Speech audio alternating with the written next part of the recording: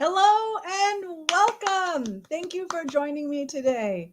We're going to talk about Generation X memories. And I see that Chalet is in the house. Let's see, where am I? Yay. Chalet in the house. All right. And so I'm excited to do this new show today. It's our first time on Wednesday with the new schedule. Um, so what I have is I have my Word document open with my the book that I'm writing, and so I'll read the introduction and the foreword today, and then like next week we can read chapter one. I mean, just to get us started, and then we'll just see where we end up rambling about our own childhood memories. What are your childhood memories? You know, um, can be about anything. Yeah. All right. So for I know a lot of creators, they like wait for everybody to join in, wait for that because once it's live, maybe, the notification, even though it was scheduled, they might not have seen that, but they might uh, see a notification that it's gone live. Um, I you know, then it sucks for the people on replay that they got to like wait 15 minutes, right? So why don't we just get started? Uh, so I'm not going to say the title of my book because somebody could steal the title, but what somebody can't steal are my memories, right? So here's the forward. Memories can be tricky things. They can be clear with the smallest minute details of a moment, or they can be more of a general impression of a moment that obviously holds importance because the lingering memory keeps popping into your head throughout the years, solidifying its significance. This book is full of memories. It is a record of things both true as they happened, as well as things that are simply as they are remembered. Both are valid. I say this because if you were to ask other witnesses to my life, they may remember a story differently. That's okay. This is my life as I remember it. So that's the forward. And of course, the other witnesses to my life pretty much means my mother. Okay. Uh, oh, Lemoyne, you're here. Lemoyne in the house. Lemoyne in the house. All right. All right. Uh, okay. So now we will go forward. Well, that was the forward. Now we will move forward with the introduction. The 70s. What a decade. Having been born in 1966, I was living on the cusp of the Generation X. The baby boomers were in full swing, and those of us at the lead of the new generation can often identify with both eras. So many things were new. Rock and roll at the top of the charts would become known throughout history as classic. Grocery stores were stocked with what we now call convenience foods. Toy stores were filled to the brim with new inventions. If I had to choose one word to describe what it was like to grow up in this decade, I would choose freedom. We had the freedom to play and the freedom to explore, the freedom to dream, the freedom to just be. Maybe some of that is because it was a decade of moms who went to work, either because they wanted a career or because they had to for a second household income or as a single parent. My mom denies that I was a latchkey kid, but I distinctly remember wearing a key to our apartment on a necklace, the very definition of the term. It is a derogatory term now, which is probably why she doesn't admit it, used to describe children left on their own without adult supervision. But that is not my perception. We were more self sufficient, able to take care of ourselves. Helicopter moms didn't exist yet. We were trusted to behave. This trust was often deserved, but yes, it was also sometimes abused. We pushed boundaries. We lived life. It was all there for the taking. Adults didn't want to bother us with serious issues about news of the day. They would stop talking when little ears came in the room and then send us on some ruse so they could continue their conversation. That was fine. We liked the ruses. We didn't have time to feel left out because our time was so full of so many cool things to do. So I hope you enjoy this stroll down memory lane. Either enjoy it as it brings back your own similar memories, or as it provides insight into a slice of life that you could never imagine, as it seems like ancient history, the extinct childhood of the 70s. So that's the introduction, and the chapter 1 moves into pre-kindergarten. So, what do you guys think about what I just said? Does anybody want to rather come up on? I'll put the link if anybody wants to come up. Rather come up. Just oops. Okay, yeah. So I think one thing that's interesting that I mentioned in the foreword is that sometimes those memories that we have are, exactly what happened.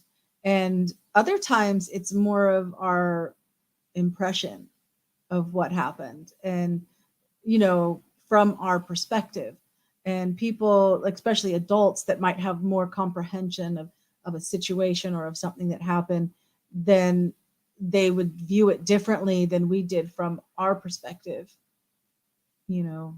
And that's why even like in true crime, uh, witnesses can see the same thing but have different perspectives about what happened. So Lemoyne says, you like the bit about being a latchkey kid. Yeah. And here comes Lemoyne. So I will let him share. Hey, what's going on? Great to see you again. And by the way, I can have like up to 10 people, so like Chalet, if you wanted to pop in or anything, it's not like I can only have one guest. I can have more than one. Forgot to plug the mic in. Ah, okay. Yeah, Yeah, that helps. It yeah, helps to have the microphone plugged in. yeah. I like the bit in the intro about being a latchkey kid. Okay. That was kind of cool. I just like the way you put the words, the structure of the sentences. Thank you. That yes, I love being a writer. I used to write letters to my politicians and or even well, I mean, gosh, going back into the 70s, we had pen pal books, and like so you could write your favorite celebrities because there would be a book with addresses that you wasn't their personal home address, but it was an address where they would receive mail. Yeah, And in the back of magazines there'd be like classified ads for pen pals.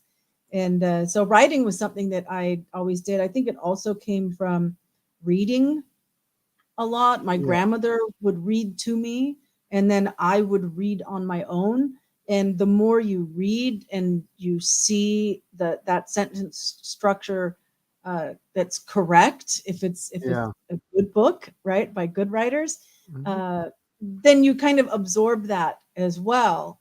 Um, besides just learning grammar and things like that. I think it's a bigger process, Hmm. you know. Yeah, And go ahead. I like the way they put different writers put, you get like three or four or five different writers, give them the same group of words, they'll form the exact same sentence, but each writer will put their own little flair in the order of the words and stuff.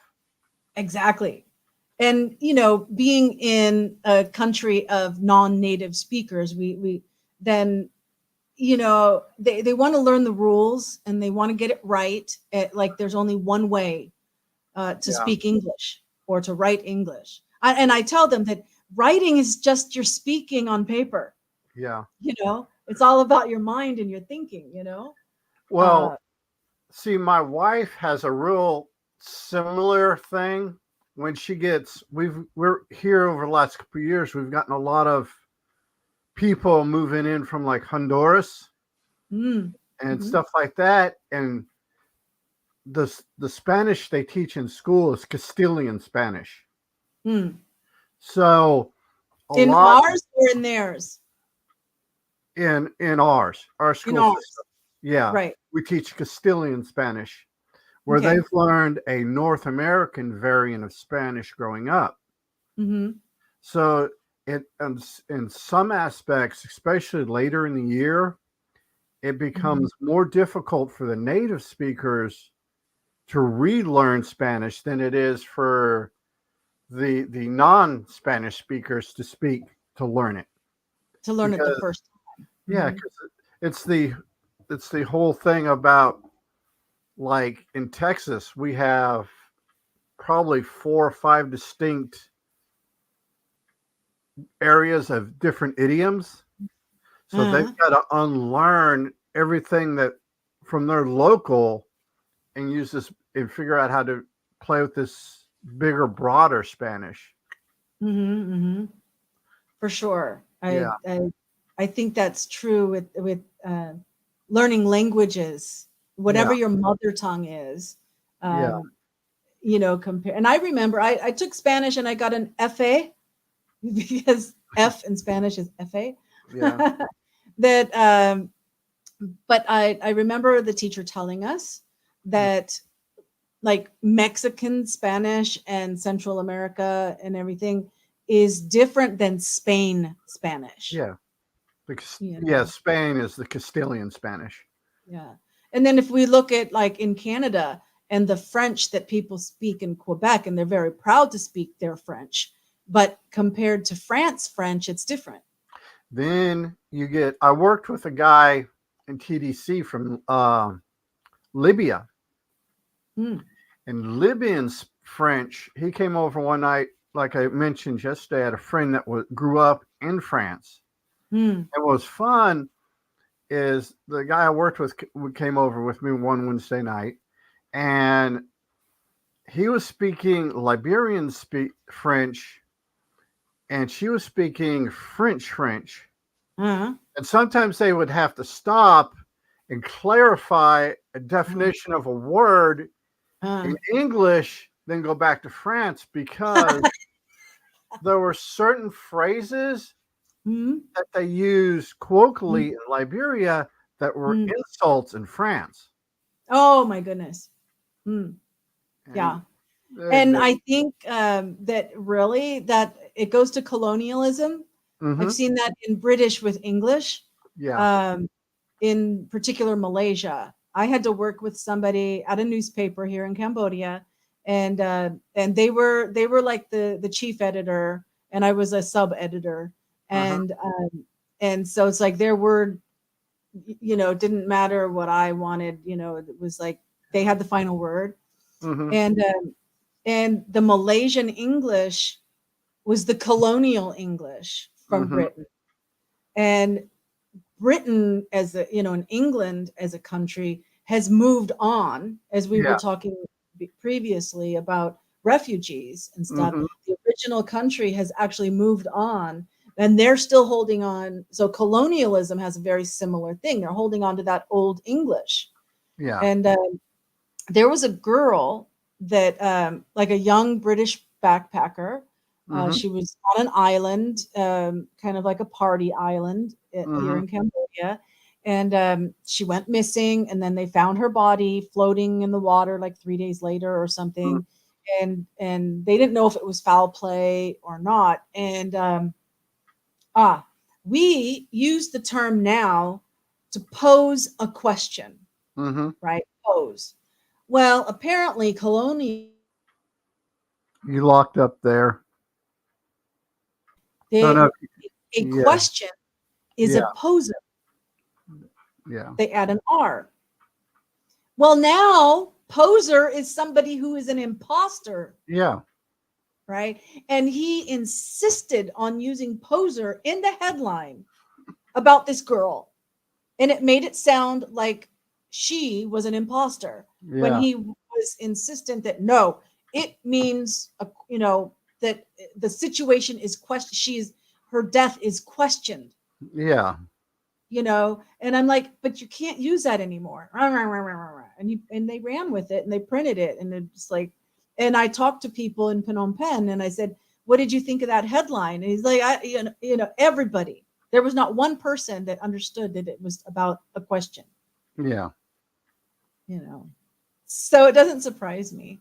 Mm-hmm. you know but writing style, so when I teach, I've tutor, even right now, well, Yeah. not now at this moment, but at this time, Yeah. I do tutor. I was a professor at a university here in Cambodia for a while, Neat. and I was teaching essay writing. Mm-hmm. And I told them the time for grammar is gone. You can pay someone to proofread whatever you write in whatever job you have. You Yeah. know, so whatever grammar you've learned, great. I'm not going to correct your grammar. What I want to know is your thought and I would teach them critical thinking and how to organize and to have logic and to have a subject and to Mm. brainstorm that subject and then take those pieces that they brainstorm and put them into an order that they could then write an essay, Yeah. you know. And that's what I taught them. I thought that would be more valuable than extra grammar. I mean, grammar is great. We want to have grammar, but Yeah. even AI can help fix your grammar now. In fact, because of my dyslexia, I use when I write stuff for my blog, Mm-hmm. I have it grammar check. Mm, Actually, I have it spell check more than grammar check because there are mm, certain, especially when I'm writing, depending on what I'm writing and what I'm writing about, mm. there are, I want certain word orders for a certain effect or to try to stimulate a certain feeling. Mm-hmm. And the grammar AI is like, no. I'm like, yes. Override, Yeah. like just miss But my or spelling, ignore. Sometimes it's ignore. but I have the grammar, I have it check spelling Mm-hmm. because the my spelling is atrocious. Hmm. When I type and do stuff, I'll do it. I'll do it in a like when I put comments on videos and stuff. I'll do it. Mm. I'll write out what I want in my word processing program and spell check it. Then I'll cut and paste. Sure. Yeah. Just just because I think it's easier for people coming along later to read Hmm. Well, because you might be interested. There's a like an app or program or whatever that is called Write Sonic. It's all one word, but WRITESONIC, Write Sonic. mm-hmm, And within Write Sonic, you have a chat, like a chat GPT thing, yeah, in there. And all you need to do is write. I mean, I've done, because I was, I've been working at a marketing agency as creative director. And so, mm-hmm, we'd have a client and they need a short 3 to 5 minute promotional video. mm-hmm, And I put the you started out like you or either write a Facebook caption yeah, about, and then I just paste in what I need it to be about. mm-hmm, Boom, there it is. I've had it do scripts. Yeah. And as it write a script, a 3-minute script about, I paste in the information Mm-hmm. and I get a script. But Yeah. now the thing is, it with the AI, it doesn't replace people 100% No. because you still need to go through that. But now instead of taking an hour or 2 hours or 5 hours to write something, you Yeah. just have to go back and like proofread it instead But of writing it from original. seeing another So thing. See, amazing. I use Grammarly. Grammarly's good. I see commercials for it all the time. I use Grammarly because it will pick up, because sometimes when I'm typing, my Hmm. brain will be moving through the sentence faster than my hands are typing, and I might want to type out the dog ran down the road, but what actually makes it to the screen is dog road ran. Right. No, I do that And too. I'm so fast ahead. I'm like a whole word. It's not just a couple of letters reversed or typo. It's like a whole word in Mhm. advance. Yeah, Yeah. and there are times where I'll read it and I read it and go, I know there's something wrong, but I can't figure out what it is. And Mhm. I'll go get my wife and go read this and tell me what's screwed up on it, because I know it's messed up, but I can't figure. She'll read through it and go, okay, you forgot a word here. You hit the wrong key here. So Mm. TP is not a word. You probably meant to put TO. You hit the P key and Hmm. Hmm. sometimes my brain will make my eyes see what my brain wanted to write, but not what Right. my fingers wrote. Right. And what I found a way, and anybody that also struggles with this, that really helps is to read it out loud. In Yeah. fact, when I was reading, I actually caught like that there was like a missing word Mm-hmm. that wasn't in what I wrote, like the word of or Yeah. something was dropped out. And Mm-hmm. I was like, how many times have I proofread this and looked it over and shared it with a couple Yeah. of close people? And nobody's caught that because when we're just reading with our mouth closed and just our eyes, we fill in those missing Mm-hmm. things. But when And you read it out loud, and a second thing, a layer even more uh, intense or whatever, is if you read it monotone. So if you read it interesting. out loud like I just read with Yeah. all the inflection, then sometimes you still don't see something because you fill it in and you say what you're thinking. But when Yeah. you do it monotone, blah, blah, blah, blah, blah. Mm-hmm. Yeah. I Oops. think you locked up again. There it goes. Yeah.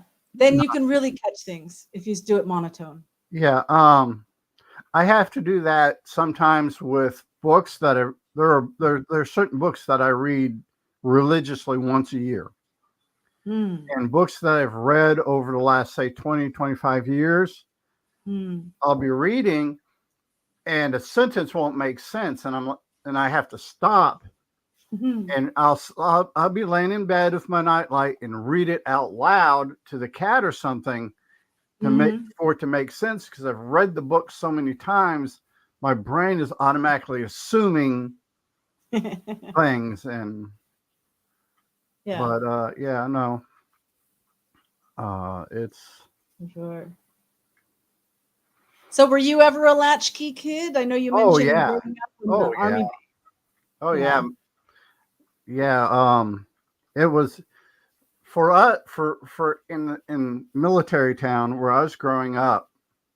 A latch key, having your key on string around your neck, Hmm. is kind of elevated you above the other kids that didn't. Yeah, I know, And huh? it was, and even to this day, I use it. I mean, you said it was more of a pejorative now, but and I sometimes when people bring it up, yes, I was a latchkey kid. Deal with it, Yeah. And what was funny is we had three basic rules in our house. Make Okay. sure your little sister eats. Don't Okay. burn the house down. Don't get arrested. Yeah. Those were basically the three rules. Other Sure, than, sure. other Well, I than remember, that, yeah, it was game on. exactly. And I know that it like somehow I remember like if you you know try to bother the adults about something and they'll say, well, is the house on fire? Yep. No. And it's like, then go away. I don't care if the house isn't burning down, then go away. You got you got to understand. I had a father. I could have gotten decapitated. My father would have looked at me and said, "Put your head on and walk that off." But yeah, it's um yeah, we had some interesting. It was seeing another thing we did, and I do not know to this day why my parents and my friend Gary's parents allowed this. Mhm. During the summer when we were in high school, Fort Hood butted up right against Carper's Cove. Okay. And then Chalet's got some good stuff, but finish O- your story first. Okay. And during the summer when we were in high school, we would throw a bunch of, and my father at the time had a bunch of, ill-gotten sea rations and stuff like that. We'd throw a bunch of stuff in a backpack. We'd take off, say Monday morning, and we would come Uh, back Tuesday afternoon. We'd go out and just spend, 24 hours out in the woods doing mm, whatever. wow. Like I said, I I have, know that's what I said. We had the freedom, yeah. you And know. go ahead and give a Chalet's comments. I bet Okay. you they're So real yeah, good. because she's got three now. So the Hmm. first one is that we were told we were fat if we could pinch an inch. I do remember that, like on Yeah. your belly. We're talking about here on your belly. If you could pinch an inch, you're fat. Yep. Okay. Uh, but it wasn't really, it wasn't shaming so much as like, okay, you need to exercise more or something. Yeah. Um, and then also parents and adults saying, "Don't doubt my word." Yeah. And did I stutter? Yep. Yeah, remember that. And one Yeah. more, go for this and go for that. Yeah, I'm a gopher. I have to go for this, go for that. Hmm. Special K. Are you talking about the cereal, Chalet? We can move on to food, or is you talking about something different? Special. Depend.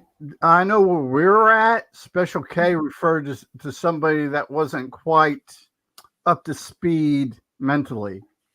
That, Um, that's where that's how we used it growing up. I don't know about her. It'd be interesting to find out how it was used where she was growing up, just because right. I love learning stuff like that. And she grew up in Iowa, and I think she's saying yes, um, pinch inch, and that she was a gopher. Yeah, well, I think all kids were used as Oh gophers. yeah, Gophers and TV remotes.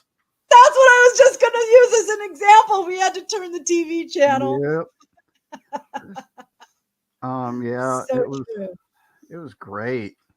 Yeah. Um, that which is interesting because the way my parents divided things up, I was responsible for everything outside the house, mowing the lawn, trimming the hedges, weeding the Mm, garden, all that. My little mm, sister was everything inside the house, mm. the dishes, sweeping, helping, doing Did you all have a that. shag rug that she had to rake? No, my parents were above all things intelligently lazy. We had floors. No, we had linoleum floors with throw rugs, and when they got Okay. dirty, you took them outside, you shook them out, you threw them in the washer, washed them, dried them, put them back, because Mm, they realized, in my house today, I have laminate floors because I realized, living when I was living in an apartment, and the apartments in this area are all carpeted except for maybe the bathroom and the kitchen. right. And Right. that was a pain in the backside to keep the carpets clean. That's true. It's true. And here in Cambodia, it's not Mhm. even linoleum, it's tile. Yeah. Like big square tiles, you know. And then so if they get wet, you're slipping, you know. Yeah. Um, some other sayings that Chalet mentioned that they used to say sizzle poo. I never heard sizzle poo. I haven't either. And then pop, I guess for soda. Yeah, we call here in Texas we call everything Coke. I know some southern states are like that. Yeah. Yeah, and so it's like, what kind, what kind of Coke would you like, or Yeah. What and then tourists get thrown off. What's funny is a friend of mine, when her husband was in the military, they they had moved. He got stationed up in Wisconsin, Battle Creek area, or Michigan, excuse me, Michigan, Battle Creek area in Michigan. And she went from this culture to that culture, and they call everything up there pop.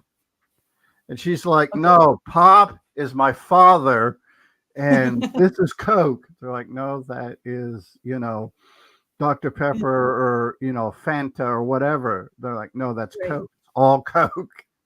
right. I think I grew up saying soda, Yeah. but I knew soda pop, right? Yeah. Uh, she mentioned used to scratch somebody on the head and say my Yeah. butt itches. I Yeah. remember that too. Or take your Uh, hand like this on somebody's head and go, look, a brain eater starving to death. exactly. Yes. Or the world's smallest violin. Yep. And for Uh, anyone who doesn't know, that the full meaning of that is like if you're sympathizing with somebody and you play the violin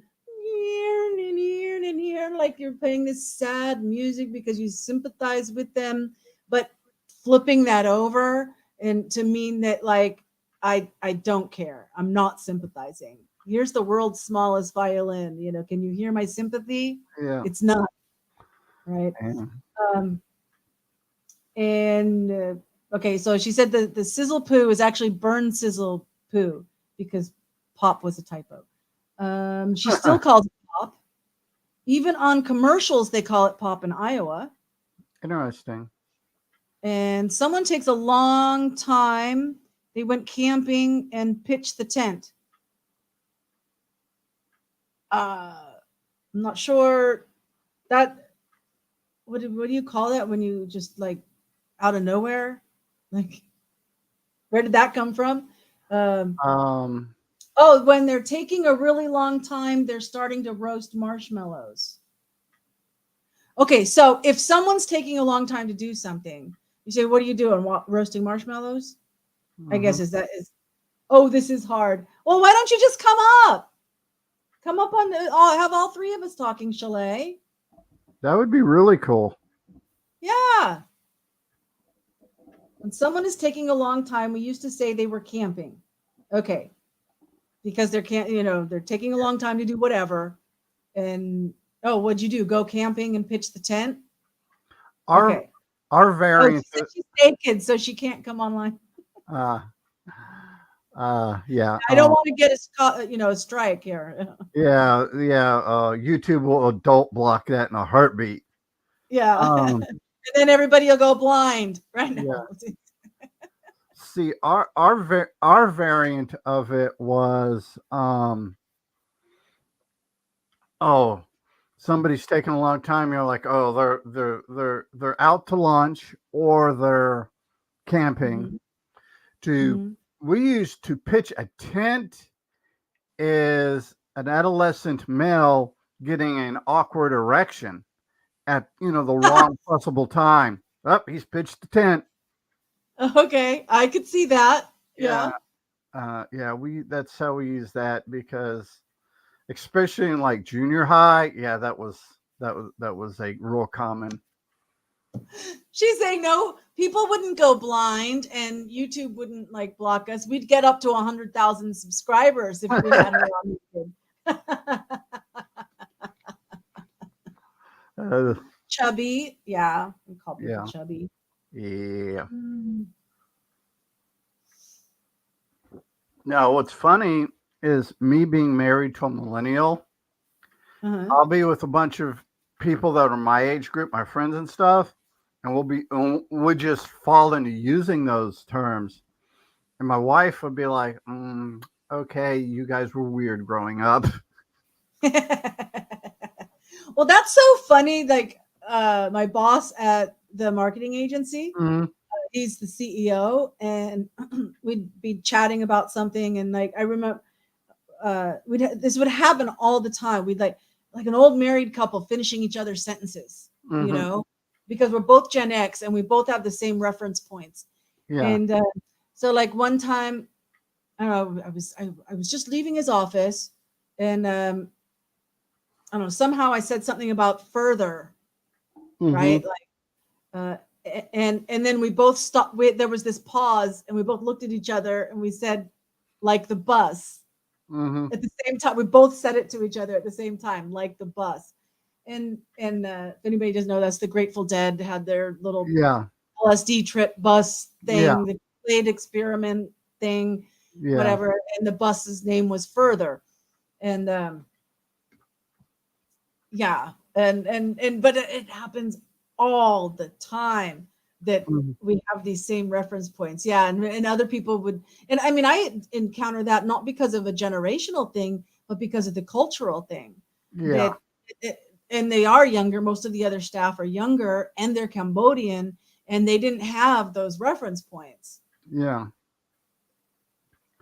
It The, would mm, for me it'd be real interesting to go to different countries if I had the money and the finances do it to go to other countries, mhm. like say hit 2 or 3 countries in Europe, some in Eastern Europe, Middle East, you know, Soviet Union or Russia now, excuse me, and like China and through your Oriental countries, uh, and talk to people that are in our age group to see what their experience was. Yeah, yeah, because a lot of it has to do with pop culture. So Yeah, if they didn't experience the pop culture, then you know it wouldn't make sense. And but like you wanting to say Soviet Union or yeah, USSR, it's like the maps. That's all there was, yeah. you know. And now there's like Moldovia Hmm. and they. I don't know. I can't. I don't even know them all. I mean, I grew up with Yugoslavia, which Yeah, is now Bosnia, Serbia, Croatia. yeah, Did you know that there used to be in that area, right on the coast? Sometimes it was Italy, sometimes it was like Yugoslavia, whatever. That was Dalmatia. So the Dalmatian dogs were dogs bred from a Dalmatian. country. Yeah, That doesn't exist anymore. And no, ethnically, the people are almost gone too. yeah. And that's one of the things that fascinate me is how, because I imagine with the turbulence after the Vietnamese humiliated the Americans and we withdrew from Vietnam. I Hmm. imagine Vietnam, Cambodia, that whole area, Thailand, maybe. Hmm. I think I messed my geography up, but that So whole that's also area, East Asia. Hmm. that whole area there, kids that grew up during that have a totally different experience than us that grew up in the States or Yeah. maybe in England or Germany or France. Hmm. And see, it's those nuances that fascinate me. Right. And I think that like the boomer age that Hmm. were people that were of age in the 60s, Hmm. they had enough experience with like I mean like especially American culture. They loved the music, they loved the movies. They were exposed Yeah, to culture until like the 70s, yeah, you know. And that's when everything got bad and things you didn't have as much. yeah, It's from the mid 70s. yeah, But Thailand always had an American base. So like the yeah, bombs were dropping on Cambodia and Vietnam Mhm. were flying out of bases in Thailand, Yeah. and so they've always kind of had that relationship. But Thailand is real like xenophobic, you Interesting. know. Yeah, they'll it's like the land of smiles, and they'll smile to cheat you. Mhm. You know, that's my impression. Where Yeah. in Cambodia, the people are more authentic and genuinely happy, and they want to experience, they want to get to know you, they want to be friendly with you. And Mhm. are there some people that are criminals? Absolutely. But you know what? You can spot them a mile away because Yeah. they're authentic. Mhm. I mean, Yeah. but I find most of the people are on the friendly side, you Yeah. know. And And, there's like a lot of a cultural trickle down though that's happened as well, where like the grandparents of the young generation, so let's say the mhm. boomer grandparents of the millennials and Gen Z Mhm. today, Yeah. um, they those young people grow up hearing you need to eat rice every day or you will die. Mhm. And I look at that and I go, okay, you know what? When they were living through all the war, because there was civil war, and then there was the Pol Pot Khmer Rouge Mhm. time, and there was civil war again, Mhm. right? So they had like 20 years of civil war, and if you didn't eat rice every day, you would die. Mhm. So that was their truth. But Yeah. like then this younger generation is like, okay, now it's a little bit better where like there's so much branding Mhm. of chains like Carl's. We have Carl's Jr. We have Starbucks. We have Burger King. We have some pizza shops, Mhm. and so pizzas, burgers, things like this. They're exposed to it now and they like it. Yeah. Um, but like 10 years ago, like I had this little shop. I called it Hollywood Cookies, Mhm. and I just thought of it being like a bake sale, but in a shop, Yeah. right? It was concept. And so the one of the staff that I had was like this, although a lot of people are like this person. And I was like, okay, we're going to sell, pizza, and we're going to sell this and that. And so, here, try some so that you know what it's like for people that come in order if they have any questions. Mhm. And he didn't even want to taste it.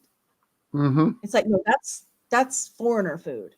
Yeah. You know, I only eat rice. Like they eat noodles too, but Yeah. it's so some people are like that. But that's like a trickle down thing from the Mhm. generations.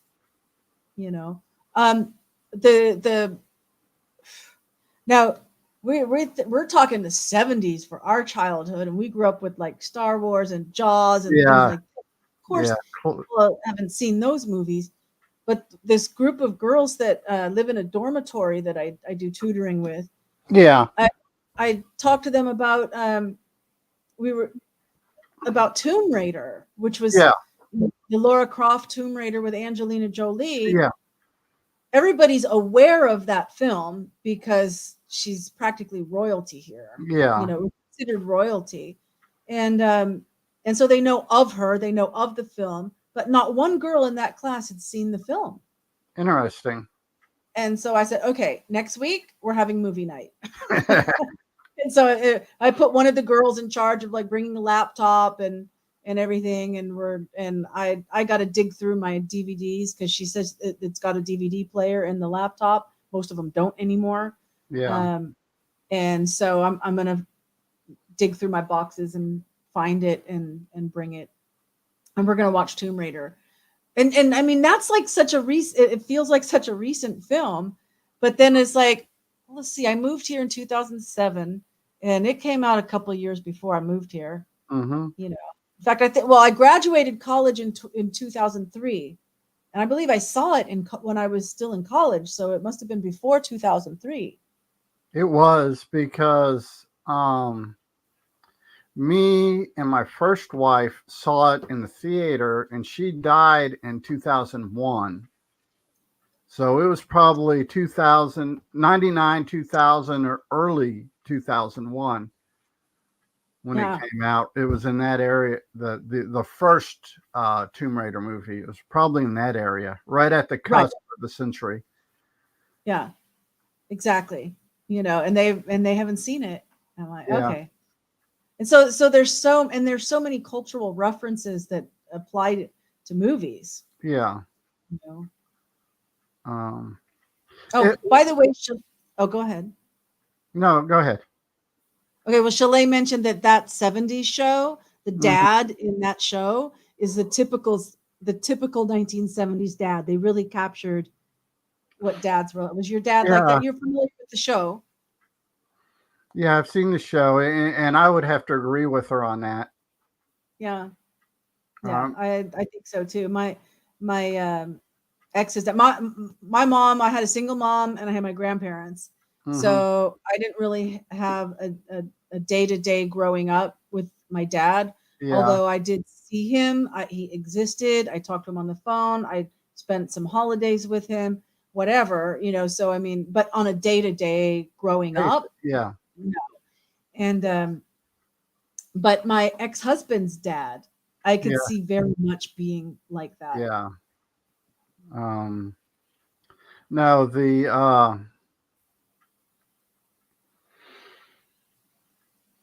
oh man, I forgot where I was going with that.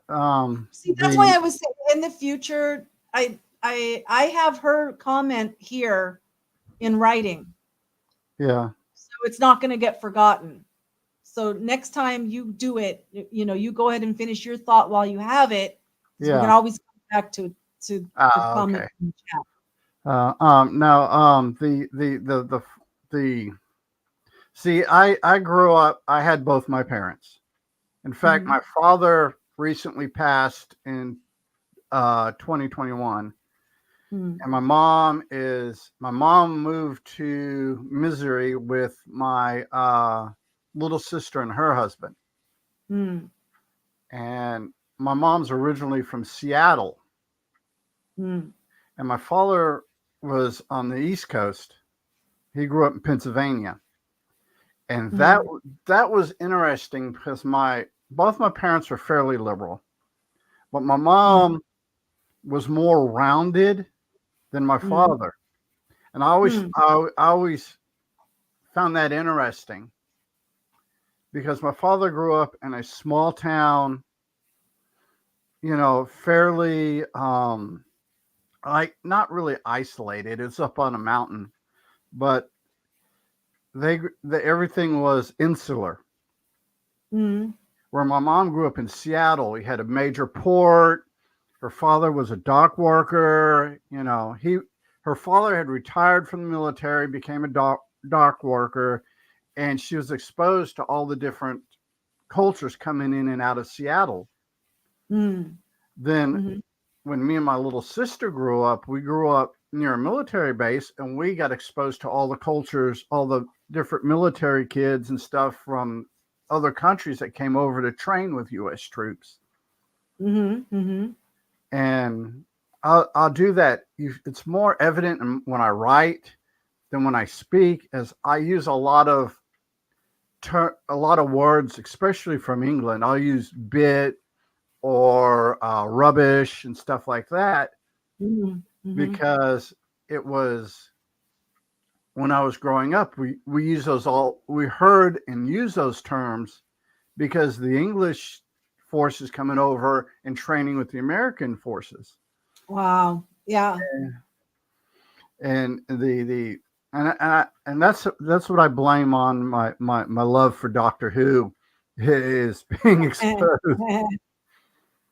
You Yeah, I know. think the PBS station I grew up in the Bay Area in California, Hmm. San Francisco Bay Area, and but across the country, every television market had a PBS Yeah, public broadcasting station yeah, channel, and that's where you had Sesame Street and the Electric Company and things like that. And you had Nova, and then they would play Doctor Who and things, you know, a lot of the British comedy. And the thing is that the PBS station where I was at was based out of Central Texas College, or as we lovingly referred to it as Harvard on the Highway. Um, and they not only did they show Doctor Who, they showed Mighty Python's Flying Circus, Yes. um, Red Dwarf, and the Vicar I of remember. Dibley. And which one? Vicar of Dibley. I don't remember that one. That I remember Faulty Towers. Faulty Towers, yeah. But no, the Vicar of Dibley was it was a comedy, and the premise was you have a fairly liberal female vicar that gets assigned to a fairly insular small town. You know, With British humor. Yeah, Okay. you have the contrast of this vicar that's well educated, well rounded, seen the world, and she's dropped in this town with these little these people that have lived in this little town with their that culture, Right. and it kind of reminds me of a show in the 90s, Northern Exposure. Oh yeah, yeah. The kind of that, except in England with a vicar instead of a doctor in Alaska. Yeah, yeah. Same basic premise. I definitely grew up in front of the TV. I mean, as much as we went outside and played, somehow we had plenty of TV exposure as well. You know, and so it's kind of like I mentioned in either the forward or the introduction that I had read about this bridge, you know, being on the cusp, you know, being born in that uh, late 60s, right? Because Gen X starts in 64. So, like, if you were born 64 to 70, and you were born in the 60s, that you can really identify. And one of the things that I think is that we were watching reruns. So I grew up on the Brady Bunch. Yeah. But the Brady Bunch, it was a rerun. You know, Gilligan's Island, the Monkees. Yep. You know, I said Brady Bunch, the Partridge Family. You know, the Westerns. The Westerns. We also got Burns and Allen. And that sounds familiar. Wait. George Burns and Gracie Allen. And Steve Allen? Yeah. Huh? It was a rerun. What was that? Was the Allen Steve Allen? No. George Burns and Gracie Allen, his wife. Gracie. Oh, George. Yeah. And he always ended with something about Gracie. Yeah. Yeah. At the end of each show, George would look at her and go, "Say goodnight, Gracie." And she would say, "Good night, Gracie." We got that rerun too. And I think because from there, I went from George Burns and independently started looking for Lenny Bruce. And because of those reruns, if it jarred that thing of like, I wonder what else. If this is this good, what else was there? And from Lenny Bruce, I went to George Carlin. Then you had Red Fox. Yes. Robin Williams, Richard Pryor, Eddie Murphy. Well, see, and that's like the real Saturday Night Live. Yeah. You know, after them. Second generation. Eddie Murphy was second gen Saturday Night Live. Was he second? Yeah. The first generation was Gilda Radner, John Belushi, Chevy Chase, Dan Aykroyd. That was first. But the black guy, he was in skits with all of them. Yeah, and I can't think of his name, and it wasn't Eddie Murphy. I think he was part of the transition from first to second gen. You're right. It was a different black guy. Yeah. And no offense about saying black. Come on. It's a black guy. just a but description. there's You're a right. You're right. You're right. and It was. there's a skit that it was on YouTube for the longest time. I don't know if it's still there because they used the profane N word a lot in it, and it's between Chevy Chase and Richard Pryor, and Uh, Chevy Chase is doing a job interview for Richard Still there, I Pryor, think. Yeah. and the first time my wife saw that, Yeah. she laughed, but she was horrified at herself for laughing, Oh my goodness. Yeah. because growing up millennial, she Mhm. was, that was It was the already the N word. yeah, Yeah. and she's like, I'm like, yeah, and she's like, yes, and a lot of times, what a lot of people don't understand, and I found this out. I was watching a documentary on the history of SNL, Mm. that on skits like that, Hmm. Richard Pryor would write. He wrote out what Chevy Chase was going to say, and Chevy Chase wrote out what Richard Oh, Pryor was going to say. but So they did it as an ad lib. yeah, You're saying, and oh, the thing is, and a lot of, like, the Weekend Update thing section, when it went to Dan Aykroyd and Jane the, Pauley, no, they not wrote, Jane Pauley. not Jane Pauley, the female comedian. I can't remember her name. I can totally picture her face though. Yeah, but Yeah.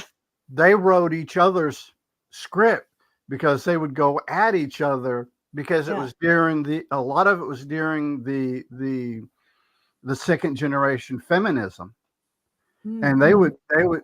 they would verbally attack each other in the skit, Mm-hmm. him being the manly man, or her being the woman, in this and that, and Mm-hmm. uh but the fact that Gene whatever Turton. Jane, Sorry. yeah, you're right, whatever Saying. he was saying, she had wrote, and vice versa. That way, nobody was uncomfortable, because she Mhm. knew exactly what he was going to say, because she wrote it, Right. and they Mhm. worked it out. So, what we saw was the act, but behind the scenes, everything was worked out, so nobody got personally offended. Mhm. And that, Wow. and I found that very fascinating, that this show, for what it was in the late 70s and into the 80s, touched the topics they did, and, explored these areas, and the time, and the consideration for the people of opposite genders or different ethnicities and stuff behind the Yeah. scenes, to make these totally outlandish skits. Yeah. Yeah, And it was a way, like we were talking about the court jesters and stuff, that yeah, they you use mhm, comedy to talk, to be able to present taboo subjects. yeah, And and and without comedy, you can't talk about those subjects. and that's what I think the legacy. And I honestly believe that without Red Fox, you would have never had Eddie Murphy or Richard Pryor, Oh, for because sure. Red Fox touched on some really high profile. I mean, for the especially during the turmoil of the Vietnam War, and the racial issues and stuff that bled over from the 60s into the 70s, Mm-hmm. Mm-hmm. that it that all of this people, and a lot of, there's some on YouTube, you can look them up, Red Fox performing, and it shows the audience, and the audience is white as snow out there, and Mm. he's making fun of them, and they're laughing their asses off, Mm. just because of the And they way. know it's true. Yeah, That, that's the thing about the taboo subject. It's about something that's true and is really happening, but And nobody wants to talk about it. It's the elephant in the room. But a comedian can bring those subjects to light.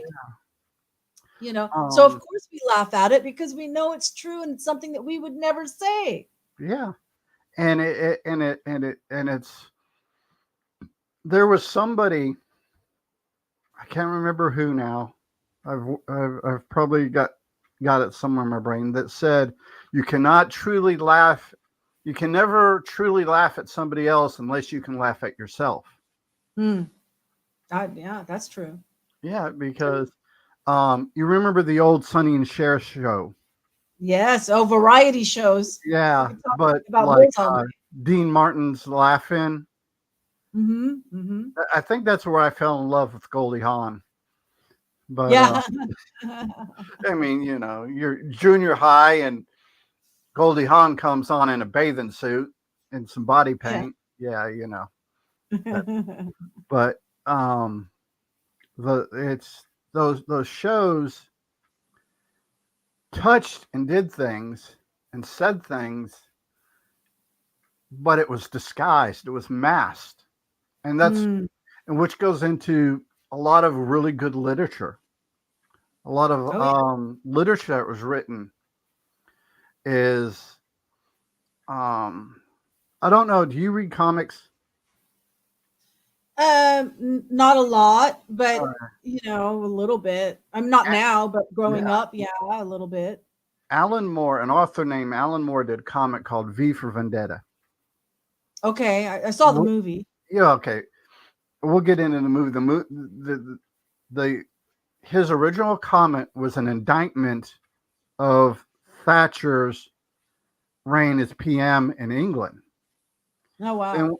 and there's a line in there, and it's also in the movie that I can't remember the exact quote, but it boils down to sometimes you have to tell the truth by lying, Mm-hmm. you know. And Mm. the if you ever get a chance and you want to take that look through how There's a mosquito. how the English looked at politics, how the American influences into the English politics and stuff. Mm-hmm. It's a really good comic to read because he touches on misogyny, racism, all of this, but it's wrapped up in this science fiction, futuristic, authoritarian. What Mm. he was seeing could have evolved in England, and in the movie, they're looking at it as far as what the Bush Cheney administration could have evolved into. Mm-hmm. It was to me, it comes across both the movie and the comic as a warning. Mm-hmm. If you don't watch yourself, this is going to happen. Right. Then we had 2016 to 2020, and that just kind of reinforced that whole thing. The Mm. president Mm. then, because um, it's just the whole power corrupts, absolute power absolutely corrupts. Mm-hmm. Mm-hmm. And that's what happens when you give too few people too much power. Yeah. And yeah, Well, I think with Trump that people, I mean, he didn't change that much. I no. mean, he was always somebody who, ran the boardroom, you're fired and all of Mhm. this. He was a playboy, you know. I mean, Possible pederast. yeah, I mean he was seen at parties with Epstein, Yeah, Is it just that they were at the same parties because they were with the same, or yeah. is that all part of the same group? Was You it know, coincidence or not? We'll probably never know for 100% sure. We will you probably know, never know. this is true, Yeah. but so I think that people knew what they were asking for with him. Yeah. I think that they were just so um, they didn't. Okay, a lot of people like Hillary, especially if you're on the left. But I mean, and we see where wokeness has gone now, Yeah. right? And it hadn't gone that far yet. But I think that there were people that saw it going that way, and Hmm. they would rather have somebody. And the thing that Trump was promising was that he was going to shake everything up. Yeah. And And, he definitely fulfilled that promise. and one of the I remember the Hillary's platform. One of the biggest things that she was saying about herself is that she has the experience, Hmm. right? Yeah. But what people were hearing is, if you have the experience, that means you're part of the problem. Yeah. You have. Yeah. So she was trying to say it as a good thing, but people were interpreting it as a bad thing. So people voted for something else. Well. And then I'm curious about Kennedy. On one hand, I really like what he says, because Hmm. but what I just said about Trump literally applies to Kennedy as well. The thing is, He's promising to with shake things up. the biggest difference between Trump and Kennedy. Well, I tell people that Trump hasn't probably didn't do anything any different than any other previous president, but he committed the same sin that Nixon and Clinton committed. They got caught. Mhm. That's what got Nixon in trouble, and that's what got Yeah. Clinton in trouble. Yeah. Is they got caught, and for all the negative stuff that came out of his term in office, the one positive that came out of it is he reminded people that we're one election from a dictatorship. Mm. And I think I think both periodically, sides can agree on that. I yeah, mean, that we are one election away from a dictatorship. and that was something that I grew up with the stuff I read and the stuff and the way my parents approached things with me and my little sister on politics Mm. was that you're in this and that and those 4 years reinforced it is that you are always one election away from losing all your freedom. Mm-hmm. And that's I don't really classify myself as either liberal or conservative or anything in between. I look at it as, especially in local elections, I look at the candidates and I go, what has this person done to make my life better? And Mm. that's how I vote. I do Mm-hmm. extensive research on like state level and federal level elections. I don't worry about the letter that's next to their name. I look Mm-hmm. at what Mm-hmm. have they done to improve my life, Yeah. my community's life, the social, my everyday interaction, the people I interact with. What have they done to improve that? Mm-hmm. Mm-hmm. They can have an R, a D, an I, a Q, a Z. It doesn't matter to me. Exactly. Uh, I my first election was Reagan, but Reagan's second term, I yeah, think. And so yeah, I voted for Reagan, and then I didn't vote for Bush, yeah, any Bush, senior or junior. yeah, And so I just voted some kind of independent party, whichever one um, tickled me that particular time. I yeah, would like I learned about the Green Party, the American Independent Party, the Constitution Party, the Libertarian Party. I investigated all of them, and whichever one I picked, I voted for. yeah, I think then one time the only time I voted Democrat was Dole Kemp, and not because I liked Dole, but I liked Kemp. yeah. So I thought, okay, because I think it was against Bush. There was no way I was going to vote for Bush. Actually, I think Dole Kemp was Republican going against Clinton his second term. Yeah. Oh. and Oh, it was was it against? No, no, no. I think it was against Mondale. Bush. It was Mondale and Ferraro Uh-huh. against Reagan, his second, Uh-huh. and it was Gore. I think no, Gore was Bush too. I can't remember because I because It was 96. Dole and Kemp were 96. So yeah, who? that was Clinton too. That was Clinton's second term. No, but Dole was Democrat. I don't think so. I could be wrong. I mean, grant you, I do have a faulty memory, but you can Google it probably real quick. Yeah, I'm looking. I'm looking. Yeah. Dolecamp96.org is still Uh, on there. Because I remember that during that campaigning, mm-hmm, I lived in Modesto, California, and George Bush actually came through like on a bus. He had a bus, and mm-hmm. he was making, like all the train stop things Yeah. or whatever, but on a bus. Um, okay, so okay, well, if they're 96, let me put 96 U.S. election, 96 U.S. election.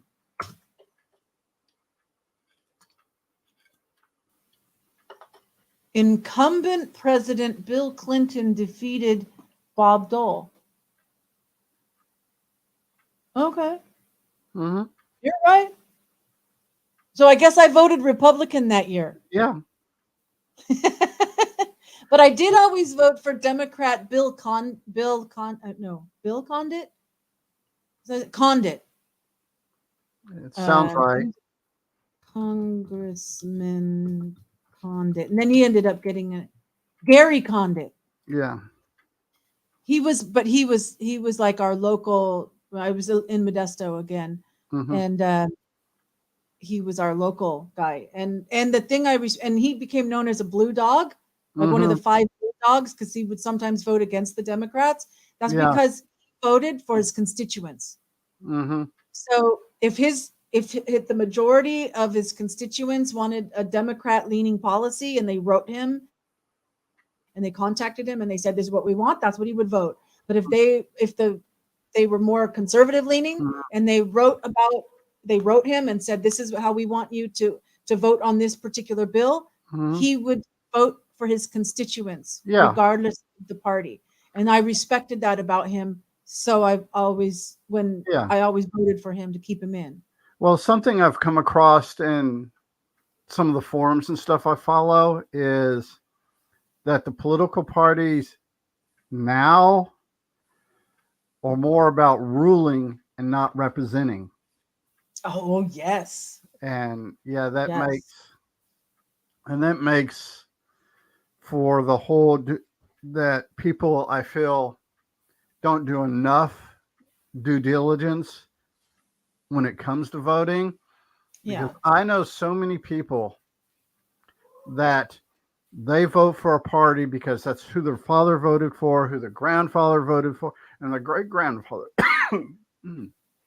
And they'll voted just do for. in the ballots, you can just do like one thing that's like all the Democrats Yeah, yeah. instead of even looking at each type of candidate.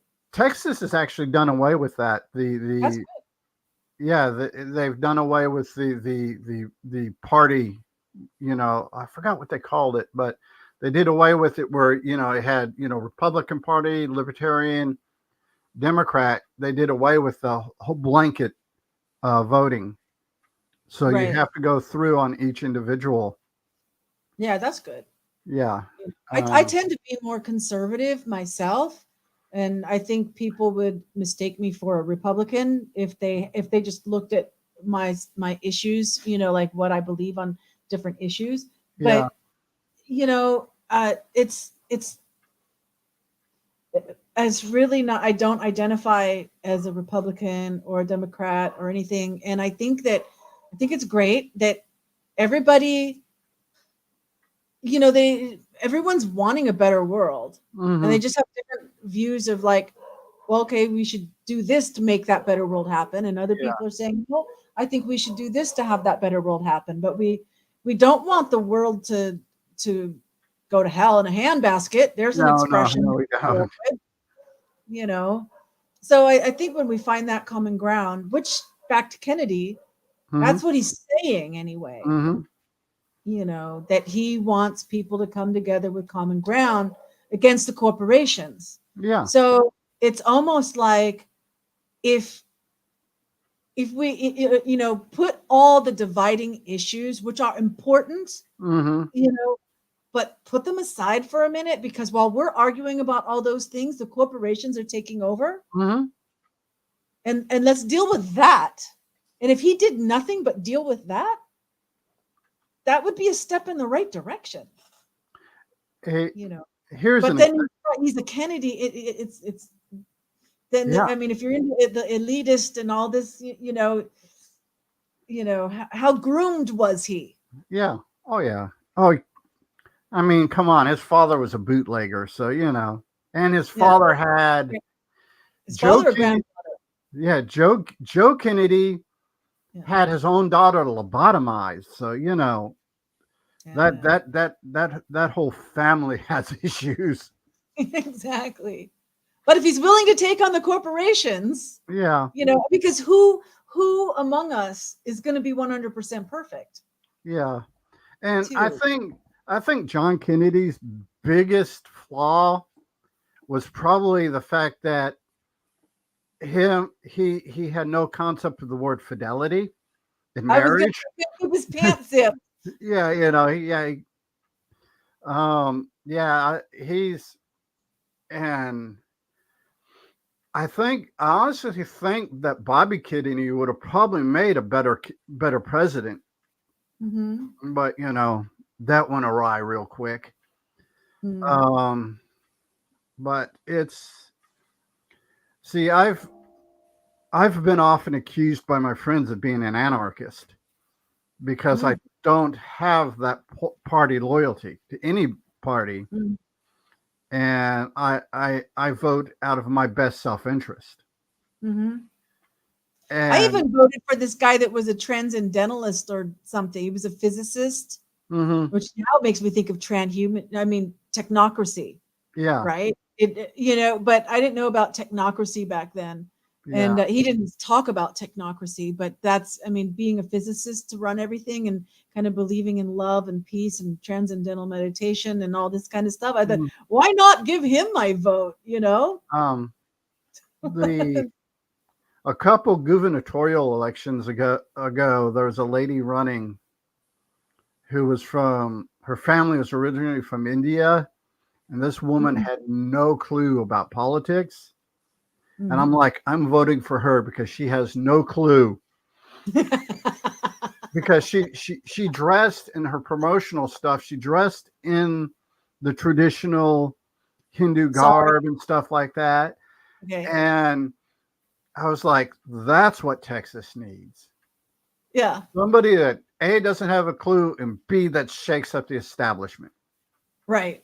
Right. And that's for me. Anytime that I can needle the status quo, I'm Yeah. there. And I don't see it as a lost vote when I do that. No. Anytime you vote your conscience is not a lost vote. No. You know. And here's what I love is I've talked to some friends that are fairly conservative, and they're like, well, voting third party is a wasted vote. I said, not if everyone votes third party. If you took all the people that have a political leaning that are disgruntled with their leadership, Mm-hmm. and you vote for somebody else, that causes a self-correcting thing because they don't want to lose that power. So they're going to self-correct. Right. I mean, Ross Perot came close. Yeah. But I think what you had happening with Ross Perot is the mainstream media was still in control and could control the narrative and what people listen to the mainstream media. Whereas now with social media and everything, you cannot stop information from getting out there. Yeah. And it's like it's like Nixon and was it Nixon and Kennedy with the television? Yeah. And everybody saw Nixon sweat. Yep. right? And it changed everything. And this and so even the last election, or well, the not Biden but Trump, Hmm. you know, that did shake things up. And I think long term, once we get through all this mess of Trump's trials and all these other people that have been indicted with him and stuff, that Mhm. you'll see maybe not a large correction, but you'll see a correction in the way the government is going, just simply because, you know, so far the last 6 years have been fairly horrifying. And that's one thing the American people don't like is, uncertainty. Right. This is true. And This is true. Especially the stock. Well, the stock market doesn't like oh uncertainty. no, the stock, you know, Even the I have stock certain market. ideas about the stock market, but Yeah, I could do a whole show just on stock yeah, market. but no, the Chalet said, Chalet says, reality, however, must be considered. And so when you're saying that, Chalet, I think you're talking about the sometimes if sometimes you need to vote a major party if in order to like really stop, I mhm, don't know, whichever one you think is evil, then yeah, you got to get behind somebody that can win against them. yeah, And she said if everyone wouldn't have gone along with you know what, yeah. and not sure which you know what, but unfortunately they did. And but some people are waking up. Yeah. Cheater, Um, cheater, pumpkin eaters. Yes, you know, I like that, cheater, cheater, pumpkin eaters. yeah, But definitely, you know what? There's been election tampering, I think, on both sides by Democrats and by Republicans. I think yeah, that's been going on, and how that's going to get fixed, I don't know. You know, yeah. I honestly don't COVID.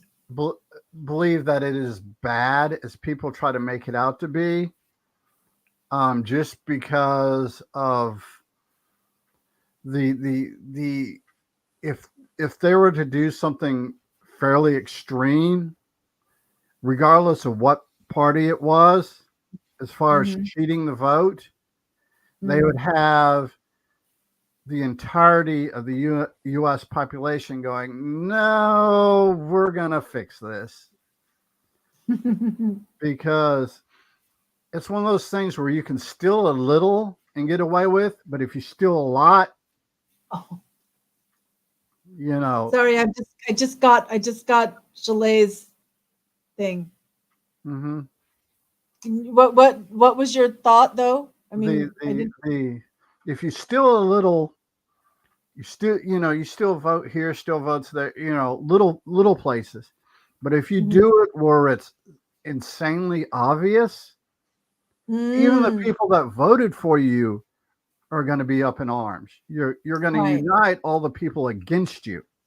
right. And like I It's said, got to be just little bits here and there. yeah, Yeah. but it also comes down to there's something that I use. It's a quote from a Bob Dylan song. Uh, the Bob Dylan song "Sweetheart Like You," and it says, "If you steal little, they throw you in jail. You steal a lot, they make you a king."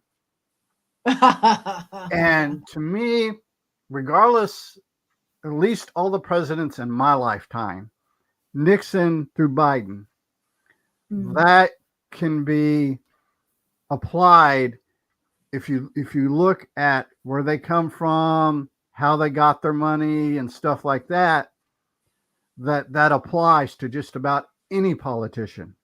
for sure. Or even someone like Elon Musk or Bill Gates or whatever. Yeah, They weren't just like little, pull themselves up by their bootstraps and they had nothing, rags to riches. That's the yeah, thing. They weren't rags to riches. Their no, parents were yeah, major, you know. yeah, Um, okay, so now I have to go back and see what. Oh, if everyone wouldn't have gone along with COVID. I don't mind saying it. I know people think, oh no, YouTube's going to shut me down. I don't buy that yet. I mean, I don't know. I think maybe COVID does shut some people down, but I don't know. There's plenty. I'm not afraid to say things. Well, And then if here's the thing about COVID.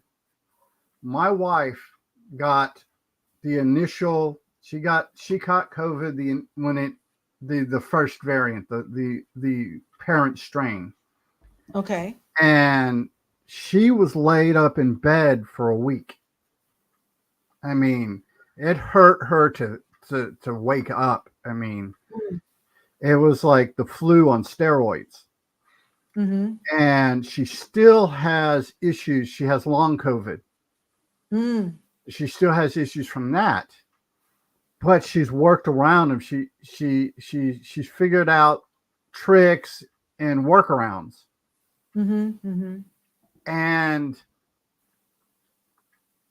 I never caught it.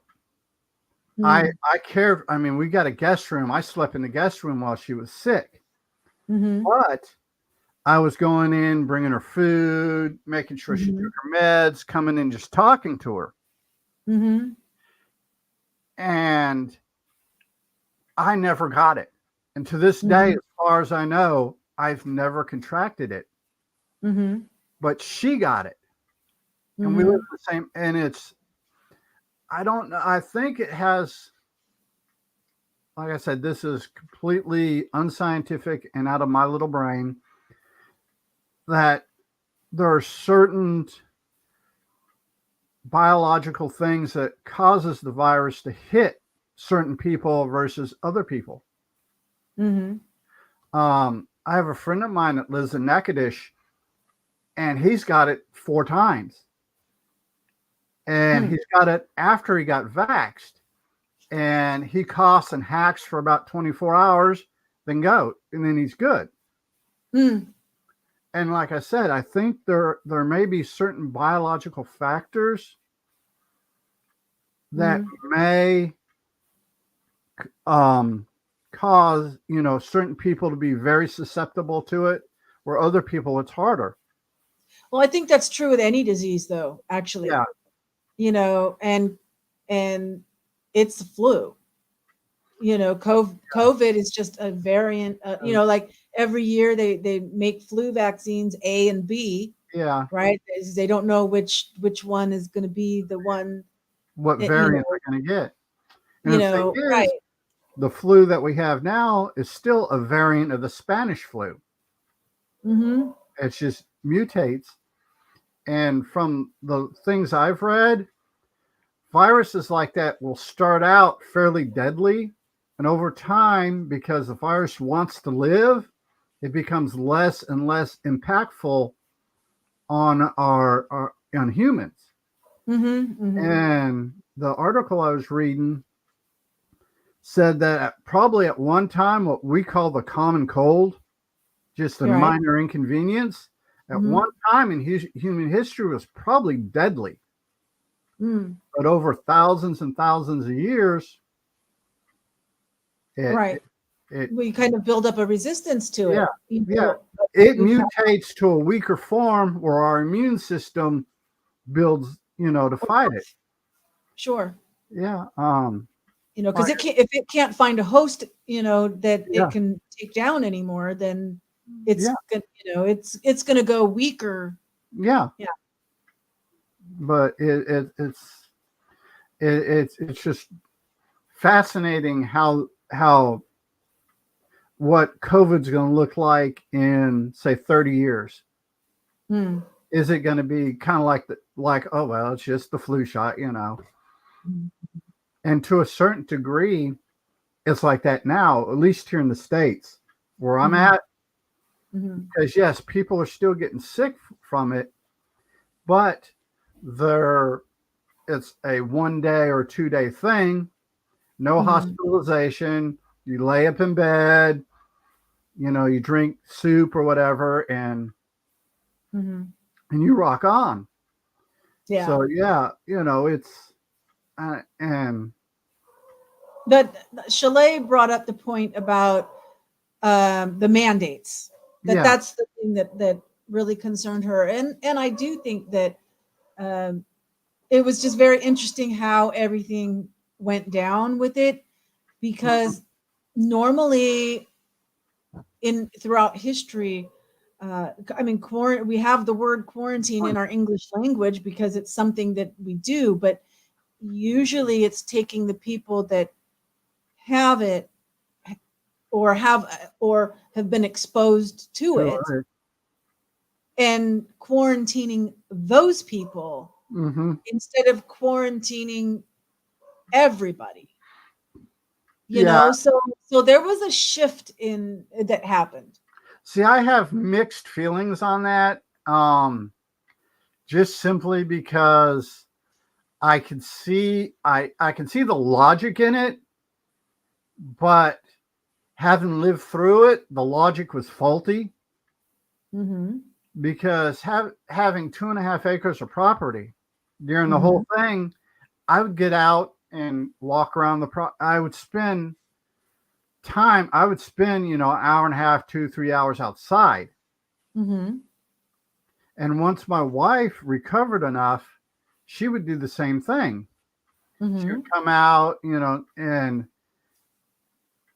I don't know if there's any kind of scientific thing on that, but there is something in the vitamin D that we absorb from sunlight Mm-hmm. that I think helps your immune system. Mm-hmm. Because, like today, later on this afternoon, I have plans. I've got deadwood. I've got tons of deadwood, 2 droughts, and just insanely long uh, uh, fire bands. I've got in some of my GenX videos. You can see the wood pile behind me, but these insane pile, and I got to get that burnt down. Some of it I'm gonna chop up and mulch. Some of it I'm gonna burn. Some of it, I'm gonna do different things with.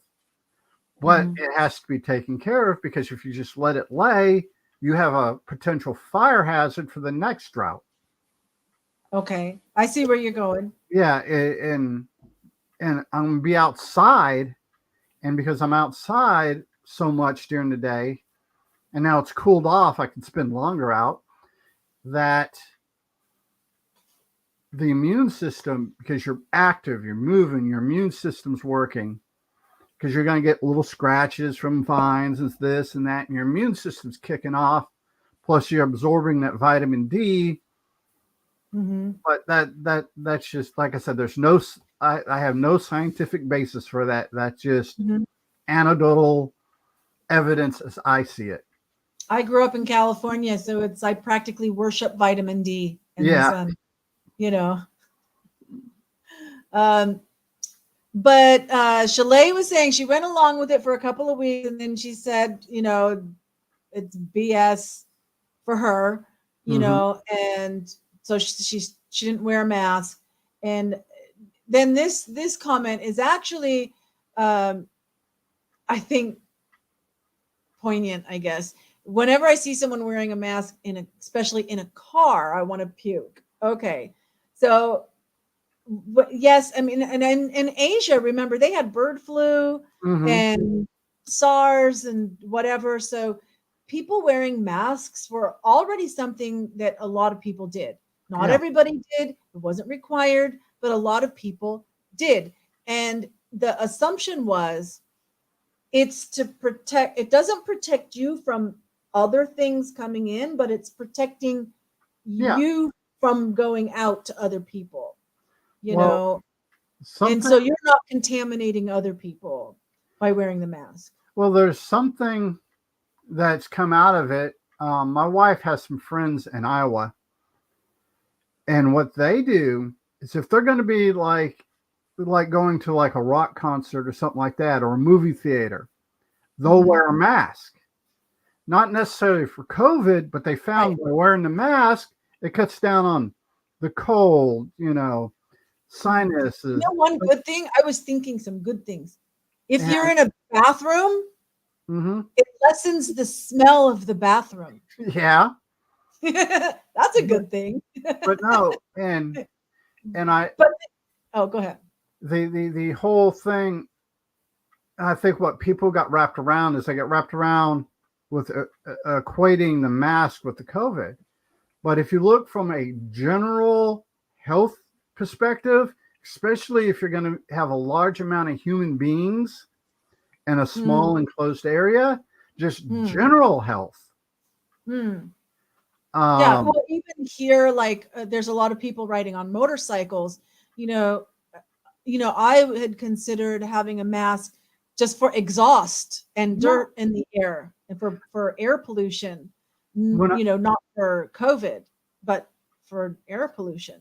one of the So things, there's reasons to wear yeah, masks, but and according or not according in what I learned from the COVID thing is like when I mow my property, I got 2.5 acres to mow.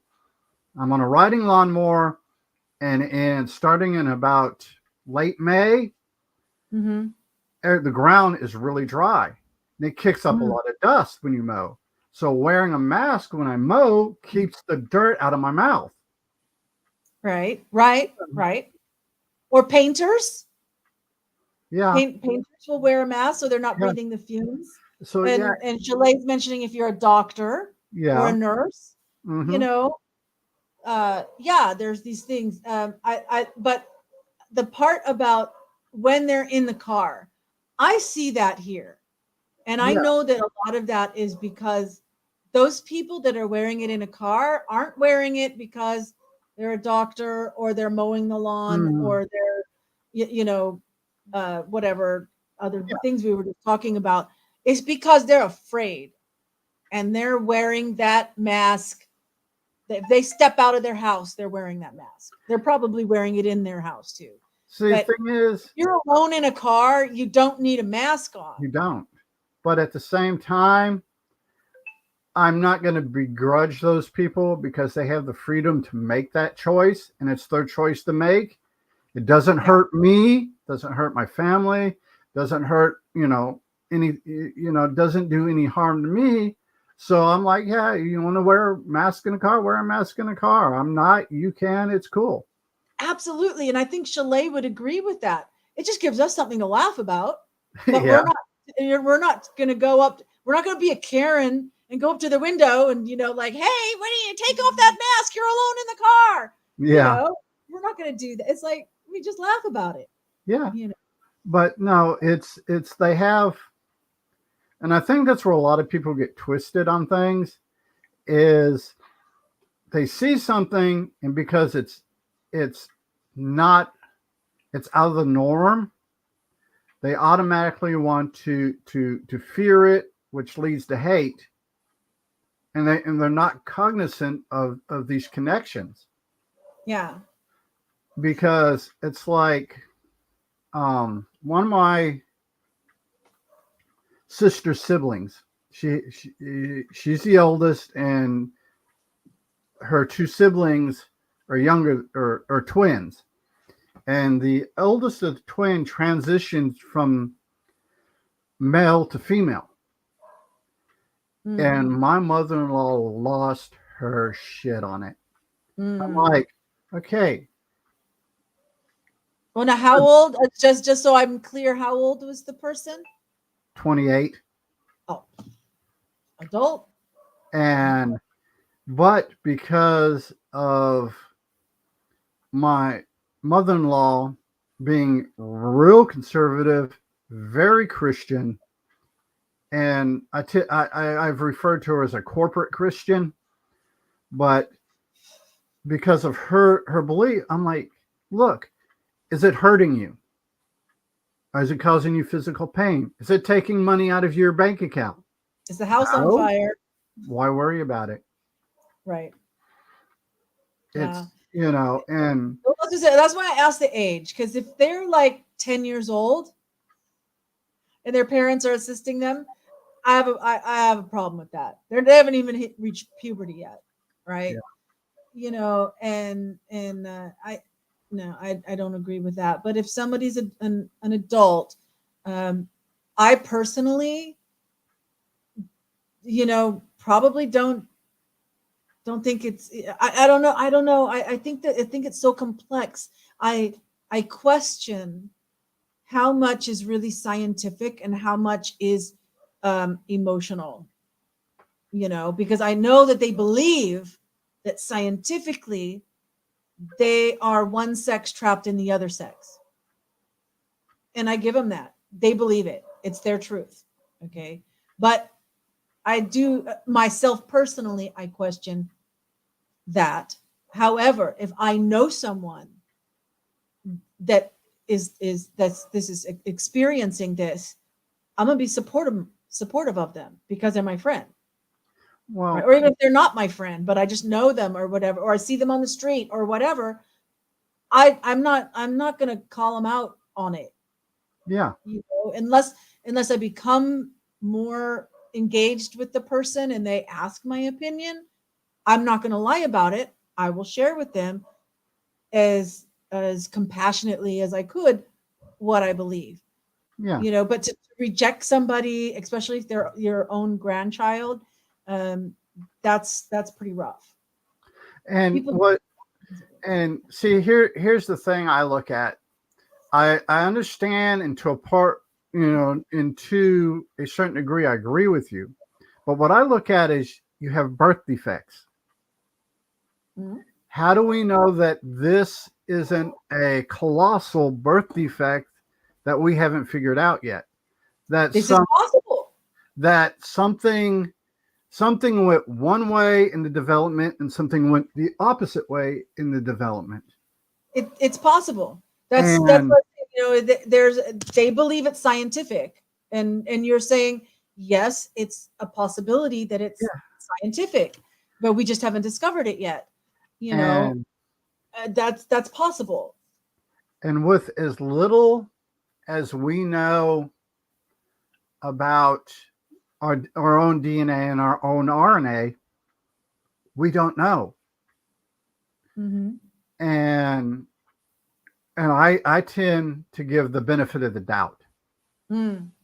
because I would rather get along with somebody and have them as a friend Hmm. doing things constructive in society, advancing society, what have you, Hmm. doing good, regardless of whether what pronoun they want to be called by and all of that, who they give an orgasm to, what else, what all. If Hmm. they're a positive force in society, don't care. I don't want anyone in my bedroom, and I don't want to be in someone else's bedroom. It's just, Behind closed doors, it's none of my business. yeah, it's like the old saying that I remember growing up is the trick is to keep Republicans out of your bedroom and Democrats out of your pocketbook.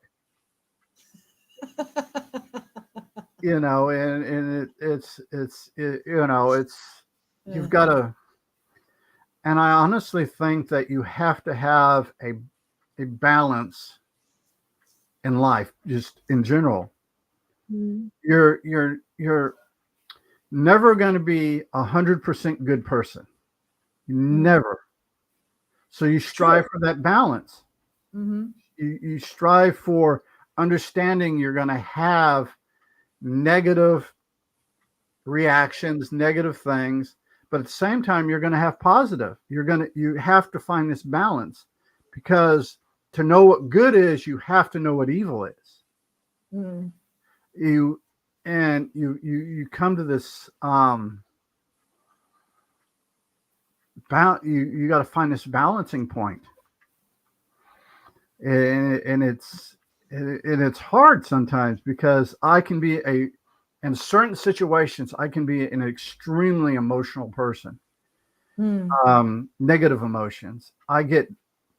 I have very because of the death of my first wife. I have very unconscious, very protective things that I do are reactions. They're not thought out from my wife now because Somewhere in my brain, it doesn't want to lose that person.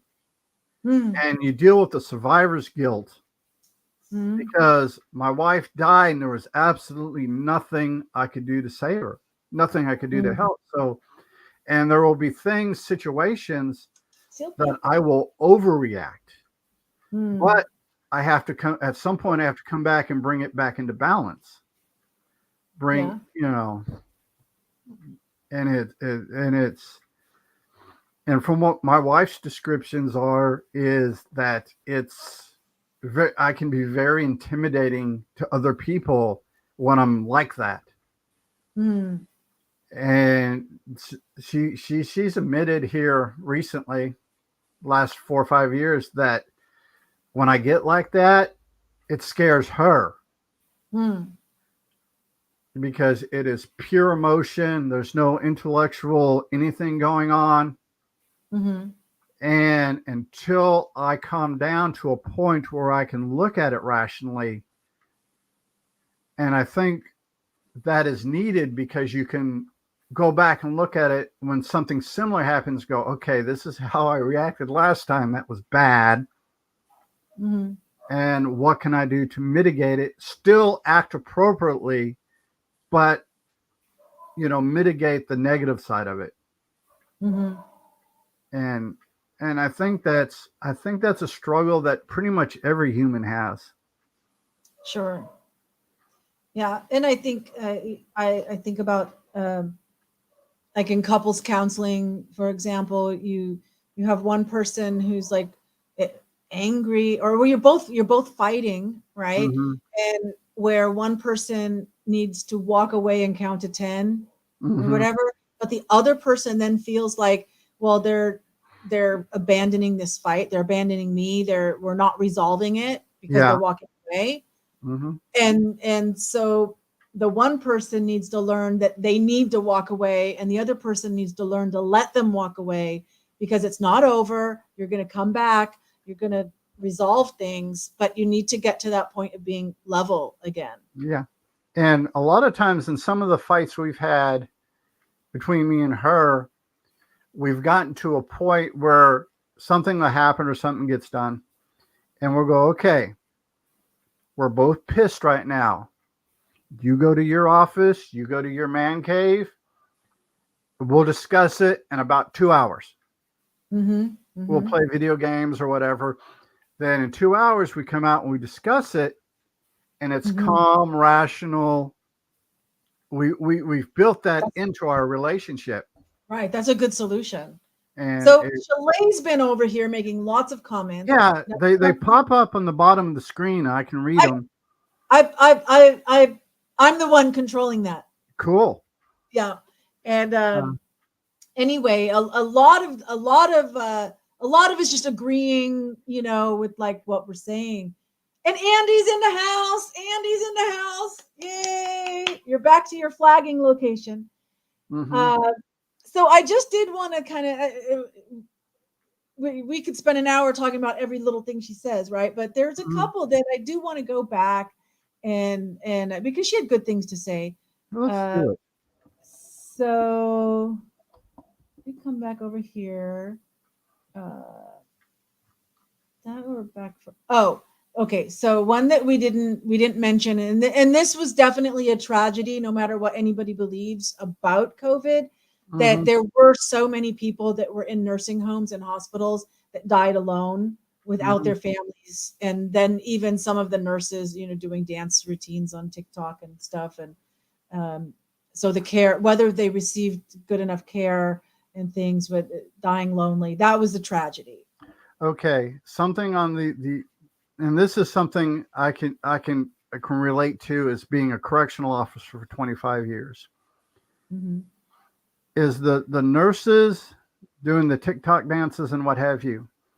It is a coping mechanism because you got to understand at one point in the mid 90s, I saw a guy get gutted like a deer over a package of ramen. Mm. Stuff like that builds up and builds up. And a lot of times to release it, you have a very inappropriate jokes, inappropriate humor, inappropriate actions, but that helps get that out of your system. And it's Yeah. highly inappropriate, but that the trauma is built up in the brain, and the Yeah. brain just says, I'm done. This is what we're doing. Have a nice day. Yeah. So I can't fault because I have that experience. I've seen people But it get, seems like in that situation, I mean, I know someone who was an operating room nurse. I've known people who've been ambulance, paramedics mm, and stuff. So yes, this trauma response. Sometimes they have sex with each other yeah, wildly because they've got to have that release. They've got to, like you're saying, yeah. the brain just it can And come out in different ways. But it seems like that kind of thing tends to be a little bit more spontaneous, you know, I don't know. whereas the TikTok video did seem to be like a choreographed thing. I don't even know how much of it was really the people. It could have just been planned, like I don't see, to do for TikTok I in don't, honor of nurses or whatever. yeah. But the thing Um, is I have, like said, personally going through traumas like that. In fact, there was a thing that a group of us used to do. We had a fair, it was soon after 9/11. We had a serious outbreak of offender on offender violence. And it was just an all day, all night thing. hmm, When we got off work, our plans were to go down to a club, get drunk, and see how many fights we could pick. hmm, But that was our brain coping with spending the last 12, 14 hours breaking up fights, cleaning up stab wounds, shipping smashed heads to the morgue. hmm, When you do that, when that is your routine, that hmm. your every human's brain's going to react different. That's true. And And some people they'll laugh in a stressful situation. I have a bad habit, which is a carryover from that, is something what tragic will happen on, you see it in the news, earthquake, 2,000 people killed. And my instant thought is to make a joke because it's a coping mechanism, because my Mhm. brain doesn't want to deal with the fact that 2,000 people died in a blink of an eye. Right. And and I know people like my father. My father spent 2 tours in Vietnam. I grew up with a man suffering from PTSD. Mm, And at the time, there was very little that they knew to treat it. true. Hmm. And I have that compacted with 25 years of babysitting human beings that society has just has decided that they are not fit for society. Hmm. And when you take a 20-year-old kid, Mm, you tell him you're going to spend the rest of your life in prison, mm, you'll be 60 by the time you're even eligible for parole. What mm, incentive does that person have to follow the rules and regulations of the penitentiary? mhm, mm. And and That's very when I retired from TDC, we were getting probably from about 2009 up to when I retired in 2016, we were getting a lot of young kids as officers that hmm. had the mindset of punishment. They felt it was necessary to punish the offenders, and you had to sit them down and go, no, that is not your job. The courts have done that. Your job is to make sure they follow the rules and regulations of the penitentiary. Because when Mm, you take it upon yourself to be judge, jury, and executioner, you are no better than they are. hmm. and a lot of them took it and utilized the information, but you had those that didn't. That were, I'm 20 years old and I'm 6 foot tall, muscular, this and that. Well, I'm like, no, that's going to get you hurt. And I've seen some young 18, 19, 20-year-old kids as officers get hurt severely because they're going up against somebody who's doing life in prison or multiple life sentences in prison that has nothing to lose when you get up and do stupid things, hitting you or stabbing you or cutting you. And it's just very, it's I mean, you got, yes, the offenders and stuff did bad things, but at the same time they're still human beings. There are certain things as human beings that that they are granted as human beings. And when you come in as an oppressor, they're going to rebel against that. And in the trauma on both sides. I mean, I saw a 19-year-old kid almost get cut across his chest, and you could see the muscle on the rib cage. That's weird. Yeah, and and we were in the infirmary waiting on the ambulance. I told the kid, I said, the only reason why you're not dead is because that inmate didn't want you dead. He was sending you a message. He went to the hospital, got out of the hospital, and quit. Because then you take those kinds of experiences, then you imagine just what a nurse goes through or a surgeon goes through when you have somebody on the table that dies. And I've met a lot of doctors, a lot of surgeons. We used to have a damn good surgeon before he retired here in Huntsville that to a certain degree, he thought he was God because he was that top-notch of a surgeon. And when somebody died on his table, it destroyed him for like 2-3 weeks. I believe it. He looked at himself as a failure. I did CPR on somebody. The one time that an occasion happened where I actually had to do CPR on someone and they didn't make it. Yeah. And it was at a wedding, and there were two or three heart surgeons, one from Stanford and one from another like top rate place. And they both said to me, no, it was just her time to go. There was not, it was great what you did. You didn't do anything wrong. They were part of the wedding party and they knew her and everything. But I mean, oh my God, it was so stressful, and so traumatic. And my boss told me, because I was working as a bartender for the wedding, and she said, take the rest of the day off.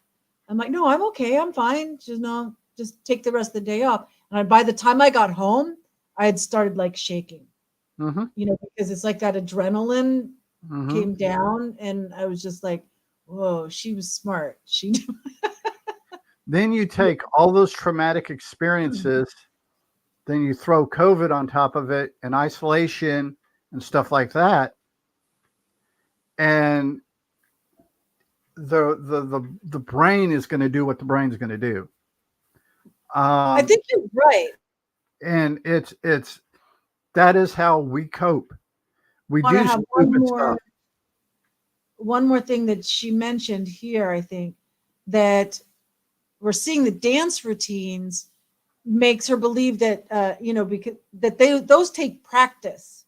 So it wasn't just like a spontaneous trauma. I got to laugh this off. I've got, let's just dance. And somebody captured it on TikTok. She was a cheerleader and a pom-pom girl. And those kind of moves that they had to practice and practice and practice. Well, the thing is I understand Shale's point of view, and it's a very good point of view. It's a very justified point of view. Mhm. However, I can't, I was not inside the brains of those nurses. I don't know. And like I said, I tend to give the benefit of the doubt. Yeah. And that's just my nature. Right. But my nature then is to question, are they really nurses or are they just dressed up as nurses? Yeah, I mean, because maybe everything you're saying is exactly what happened. we don't It's know. possible. We don't know. And then Shale could the be other thing we 100% don't know right. is if they were even nurses. Yeah. Like I Mm, said, Shale could be 100% right. We will never know. yeah. But I feel personally to give a person a benefit of the doubt simply because it opens up more avenues for growth. Mm. You can And make she them a said she friend. gives the benefit of the doubt too. Yeah. That she just commented that as well. Yeah. That and like for all we know, she could be 100% right. They Yeah. could have been idiots. Yeah. You don't know. It's almost like when we say advocate, we're playing Yeah. devil's advocate. It's like, Yeah. yes, that's a possibility, but have you considered this is also a possibility? Yeah. And we need to be like open to hearing different perspectives. And like we were talking about last night, we can still hold on to our perspective. There's nothing wrong with that. Yeah. So let me read what this one is. Her very first job cleaning, the grandparents were visiting, and Grandpa got up on the roof of the pool structure and then maybe fell on his head and died. His wife was hysterical, and yeah, so you saw like a trauma response Yeah. in that situation. Yeah, Yeah. I've seen it in a cinema here where it was a documentary about something happening in Pol Pot time, and I'm just reading the subtitles, right? But Mhm. people are speaking Khmer in the film, and this was like there were a lot of Cambodians, like poor Cambodians. It was a Mhm. screening for them to be able to see this documentary. And the woman was talking about being raped, and she was very traumatic and crying, talking about it in the cinema, in the film. Mhm. And the audience started laughing. And I'm thinking, what is wrong with people? How can they be laughing about this? What, they think she's got a booger on her nose or something? What Yeah. what you know and I brought it up to somebody after. It's like, I don't understand why everyone started laughing at that point. And they said, no, this is very typical in Cambodia, that if they're stressed about something and they don't know what to do with that emotion, it comes out as a laugh. Mhm. you And know it's looping all the way back around to the comedians. mm, A lot.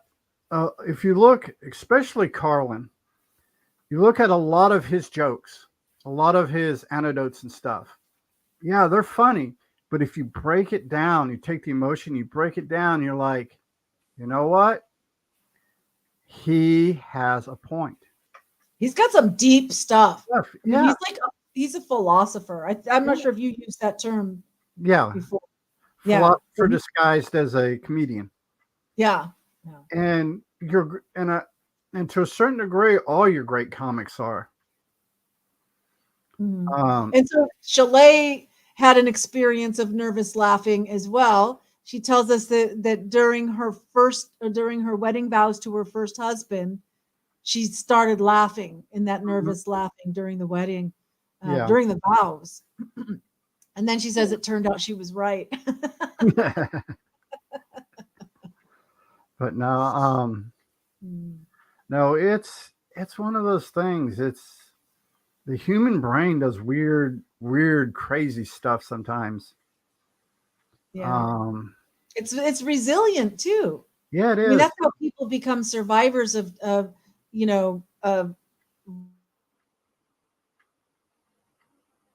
Okay. ever. The mind, Hmm. finds a way to cope and to survive. It takes you to a happy place Hmm. Then sometimes. sometimes if you look at someone like Theodore Kaczynski, who Mhm. was an unwilling participant in the MK Ultra, Mhm. look what Mhm. where his mind led him. I didn't realize I mean, I know about MK Ultra. I Yeah, didn't realize that he was actually part of that. yeah, he was one of their test subjects, Wow. and they Yeah. believe the Zodiac killer was possibly a MK Ultra. Mhm. And it's crazy that how the brain when it leaves reality what it does. Yeah. Well, that's how they, the generational Satanists. So there's a lot of people that don't believe in Satanism, but there are people who are generational Satanists. That's what I always used to call them because it's generational, Mm-hmm. right? And they know how to split personalities, Mm-hmm. you know, um, and yeah, they'll use trauma to split those personalities. But maybe we should Change get on subjects. something Gen X, Yeah. something more, since that's our topic. It's rambling, so we rambled, and that's Um, great. I mean, I could share a story of how I got introduced to Stephen King's writings. Okay. Okay, see, when I was in high school, the high school I went to, you had two types of after school detention. You had teacher assigned, in which you went to the classroom and the teacher dealt with you, and you had administrative, which you went to the library. Read a lot of good books. Um, but my English teacher for junior and senior year, at the beginning of the year, gave you a syllabus. Her thought process was, if you're going to go to college, you need to know how a college classroom is formatted. And that's Okay. how she ran her classroom. Mm-hmm. My little brain looked at the syllabus because it had everything we were supposed to do, turn in and stuff. I'm like, I can cheat because I can get this stuff done ahead of time. And that's what I was doing. And what I would do is I have all my stuff done and turned in. I would sit in her class and read. In Yeah. fact, I was reading when this happened. I was reading Frank Herbert's Dune, Okay. and she she she basically she was giving her lecture, and I was Uh, reading. She's like, okay. "Okay, you're going to move up to the front of the class," because I intentionally took my desk in the corner, Yeah. and so I moved up to the class. And the next time she caught me, she gave me after school. And when I came up, I said, "Well, what do you need me to do, or whatever?" She's like, "Look, the reason why you're in trouble is not for reading, but when I'm giving my lecture, it Mm, is disrespectful for you to sit there and read because the other students, all they see you is reading and ignoring me." right. Right. She was right. Yeah. Yeah, she was, and Yeah. this lady was a wonderful woman. Um, and she's like, the way your brain is put together is not the way most people at your age brain put together.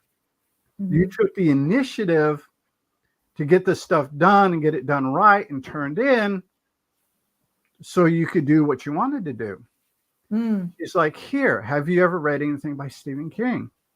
I'm like, no. I said, I'm mainly a science fiction reader. She's like, technically, Stephen King is horror, but the way your brain's put together, it's not going to bother you. And she gave me a copy of Carrie. Okay. And I read that. And when I'd finished reading it, one day she asked me about it. She said, what was the story to you? And I'm like, well, it's a story about an awkward girl transforming from a little girl into a young woman and dealing with the strife and struggle of things like menstruation, social awkwardness, and this and that. She's like, that is how your brain's put together. You see the story within the story. She says, Mm. and she says, I don't want to stop anybody from reading for pleasure, but there are time and place appropriate, you know, and that's how I got introduced to Stephen King. Is because I had a teacher who read the work and stuff that I turned in and put together my thought processes. Right. And what she had to do was tame the wild bronco in me without breaking me. Right. Right. And I had her for both junior and senior year. And the thing is to get into her senior class, she had been teaching long enough and had the clout and the pull that she picked who was in her senior class. Wow. And my senior English class, we had like 14 people. Mm. So we did presentations, skits, all kinds of stuff dealing with the literature. And my fondness for reading and literature and exploring things, that's where a lot of it was reinforced, nurtured, and grown. Yeah. Because I had this teacher who was intelligent enough to know her students. Sure. And I think we all had like a couple of good teachers. Yeah. That were outside of the box themselves. Yeah. And I got to know her outside of school too. She had a nice spread of land outside of between Copper's Cove and Lampasas. And she, students that, I guess, for lack of a better term, that were worthy, she would invite out, and that's what we do. We'd sit around like a campfire, barbecue, and discuss literature, authors, and stuff that you couldn't discuss in the classroom. The same, that's cool. Same teacher defended me because we had to do it was an American Lit. We had to do for the end of the year, we had to do this big, massive report on an American author. I chose Jacqueline Suzanne's Valley of the Dolls. And I did it because they had the authors you can't, like Henry Miller, Anais Nin, and stuff like that, the authors that you couldn't, that were forbidden. And Jacqueline Suzanne wasn't on it. And my inability to accept authority at that time, I found the most controversial author that I could find with the most controversial book that I could find that wasn't on the list. And she stood up for me to the school administration, going, "No, he beat you at your own game. Deal with it." And which book was the most controversial? A Valley of the Dolls by Jacqueline. Oh. Okay. Yeah. Okay. And it was, and she, and I didn't enjoy the book, but I was doing it out of spite because I wanted to beat the system, and I did. Right. And she stood up for me, going, "Look, he didn't use any of the authors on your list. He went out and did the research just to mess with you, and he beat you. Deal with it." I mean, mind you, there's about 7 or 8 more authors added to that list after that school year, but Yeah. But it was that, and I not to that degree, but a little bit. I tend to poke at the status quo just for a reaction. We did a whole show on being snarky. Yeah. Before, yeah. But so, Shining is, by the way, Shirley, the Shining is a good movie. So which one do you watch, the Kubrick or the remake that Stephen King wrote the script for? So you guys, Andy and Chalet, you're both talking about The Shining. Yeah. Andy Garcia is saying it's hard to watch The Shining now that he's in the snow for the winter. Only the original, she says. Yeah, Stanley Kubrick, as much as he deviated from the source material, Mhm. still found a way to keep the spirit of both the A storyline and the B storyline throughout the movie. So which one is the Jack Nicholson one? That's the Stanley Okay. Kubrick, Okay. and he kept the storyline, the A storyline about Jack Nicholson's character, and he kept the storyline about the son. Mhm. See, I've And never seen The Shining. I've seen uh, clips. Okay, I know of The Shining. He's like, yeah, Red whatever. Rum, but no, it's if you read the source material, the book is amazing. It gets into a lot of the metaphysical possible things, how alcoholism deteriorates the mind, and how having an alcoholic father affects. I've never And seen it. That's I'm just but yeah, if you enjoy horror or or Stephen King's writing in general, yeah. you should read it. I'd I saw read the book. Carrie. Huh? I saw Carrie. Yeah, Carrie's a good movie. Though I think my favorite work of King's is not horror at all. It's Mm-hmm. the Dark Tower series, Hmm. which is I don't know. pure fantasy. Mhm. It's George Lucas meets Sergio Leone. You get Oh, oh yeah, wow. you get this fantasy western story, Hmm. and it's yeah, Wow. and yeah. So, oh, seeing The Shining in the movie was probably pretty cool. Hmm.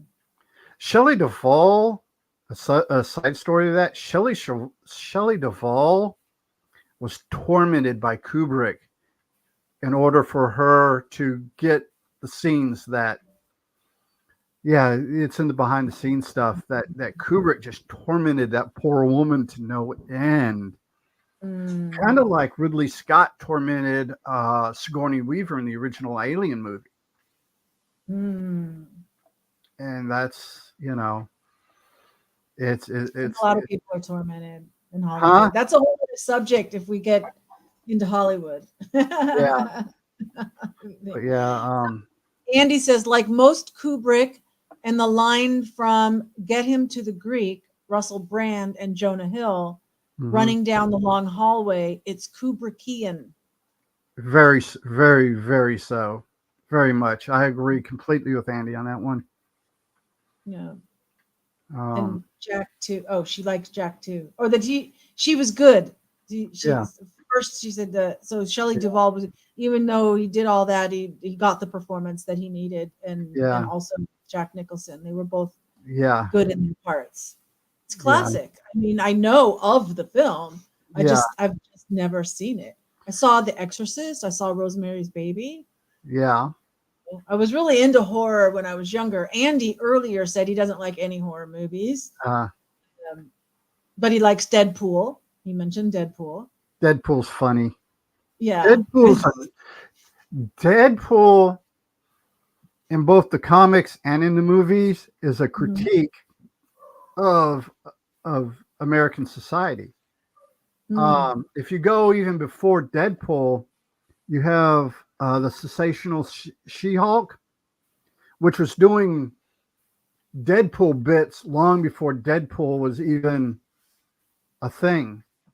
Mhm. And that's what it was. It was if you go and study or read or look, just look it up, that the She-Hulk comics were a criticism of the patriarchy and Mm. how oppressive, like things like sexual harassment, um, uh, unconsented sex, and stuff like that. And that's what those comics are about. But once again, they're masked. like that's I like the She-Hulk and I like Deadpool because that's what they do, especially when they break the fourth wall and they look at the audience and go, "Hey, that was stupid," you know, Right, right. and it's just a critique. And a lot of, especially in the Deadpool stuff, it's a critique of the film industry. He makes comments about, oh, we're doing this because the budget, or we're doing that because of the budget, Yeah. and it's a critique Yeah. of modern motion picture making, Mm. and they're very on stuff like that. I will watch it for the first time I watch it for entertainment, Hmm. and I'll sit there and watch it for the critiques, for the double entendres, the subs, the unwritten stuff, the Right. unspoken between the line stuff, Oh, sure, sure. and And film can capture that, just a look, and you know. yeah, and Ryan Reynolds pulls it off beautifully. Mm, mm. Yeah, it's good. Andy mentions that he never saw the Texas Chainsaw Massacre, even though it was big when he was a kid. I haven't seen that. I know of it, but I never saw that one either. You haven't missed much. It's Yeah. not it is that classic, like Friday the 13th, just Mm. an excuse to That show. Halloween I saw over and over and Yeah, over again in the cinemas. and basically they were just basically excused to show teenage girls topless. Oh yeah, yeah. Yeah, Low budget TNA. yeah, And so Chalet mentioned, brings you back all the, to that time and before cell phones and crap. And yeah. then Andy mentions Legend of Boggy Creek. I don't think I've ever even heard of that. There's a I've few heard. more comments about it. So let me say, Yeah, Chalet says she could never watch that. Oh, maybe she might be talking about Texas Chainsaw Massacre. Felt that physically weird, but I can't even hear about people hitting their head and cutting it open without feeling it. But she likes ghosts, but not here in her house. The Exorcist was horrifying back in the day, and the Legend of Boggy Creek scared her to death. Okay, so are you familiar with this Boggy Creek thing? I've heard of it, but I've never had the opportunity to watch it. Hmm. She It's not says he was something that glad he stays lived on in Louisiana. my radar. You know, Interesting, that. but no, I've heard of it, and I want to say I've read a synopsis of it, but I don't think I've ever seen it. Knew all of the like squeal like a pig references, Yeah. and things. And it's like, I did not want to see that and, experience that through the film. Mm-hmm. And so I stayed, but I think finally at some point I reached a point that I felt I could handle it and like, okay, I should probably see it just for like historic purposes or Yeah. whatever. I think I finally did see it. Yeah. Um, and Andy says, OMG, oh my God, The Exorcist, only saw it 20 years later. The Godfather, I had to wait a long time because my mom did not let me watch that when it came out, and I somehow talked my mom into taking me to the theater to watch Godfather and the mhm. first Alien movie. I do not know to this day how I managed that, but I did. Yeah. And did it traumatize you? No, Okay, then. uh, no. Though the Godfather, it made me go and read the book by Puzo that was based on Mario Puzo wrote the book, Hmm. and now the book I could see the book being traumatizing because Puzo, when he wrote the book, was getting paid by the word. So every minor character, every character in that book, he gives a backstory for. Okay. And he goes into some things that we really didn't need to know about our characters. He goes into Uh-huh. in the graphic detail of their sex lives and stuff like that. Oh my goodness. And yeah, it's as an adult reading it, I don't think it would be traumatizing, Mm-hmm. but the book when I was an adolescent when I read it, Mm-hmm. at the time I also worked in a used bookstore and I read it and yeah, you're like, okay, did not need to know that about that person. TMI, Yeah, oh TMI. yeah, it was um So I guess this Boggy Creek thing has a Bigfoot or Sasquatch character in it. She's saying Chalet saying she didn't want that Bigfoot walking to her house from Louisiana to Iowa.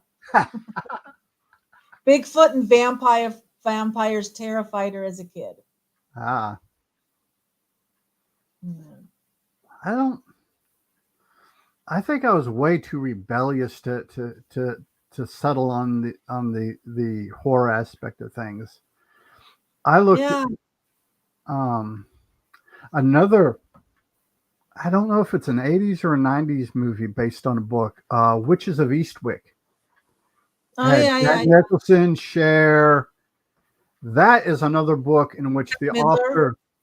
the Okay. author was paid by the word to write. And it goes into details between the devil character and the three women he's seducing that we really don't need outside of a pornographic movie. Um, yeah, Wow. it's funny as an adult to go back and read it, but the the the book itself as a kid or as an adolescent is probably you should probably have some adult supervision while you're reading it or someone you can talk to Hope you can comfortably. process it. Yeah, because there are some very vivid and graphic, physically impossible sex things in there that as a child you don't know. I mean, especially if you haven't had sex yet, you're like, well, I want to try that. You don't realize they're physically impossible. Right, right. And yeah, that's Well, yeah, Chalet's mentioning a haunted house in Chicago. That vampire was scary. I don't know what you're referring to. Does that sound like anything to you, Lemoyne? no, but it might be something worth looking up later. Uh, and she says, I would love to go to a good haunted house. Should go to Halloween horror nights. Yeah. Oh, she says, old, it was Halloween time and they had haunted houses. Oh, Okay. so you would go to a haunted house display thing. Hmm.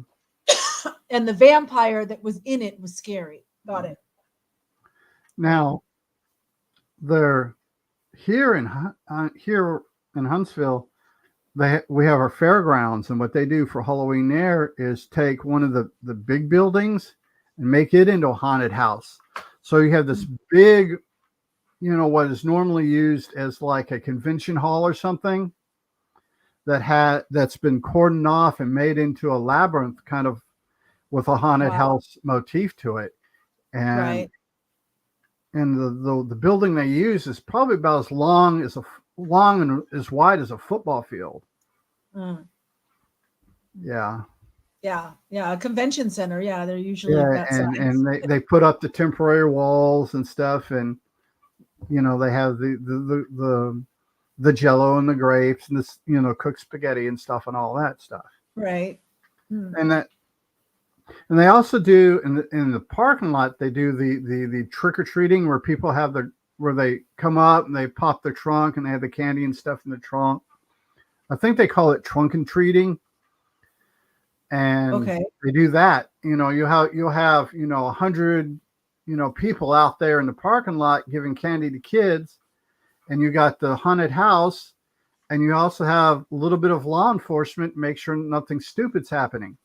It's kind of a controlled Halloween type thing, which I think is pretty cool. Well, I'm trying to see if I can add our names under here. I believe yesterday's they were on there. I'd have to go back and look at the VOD on that, but Yeah.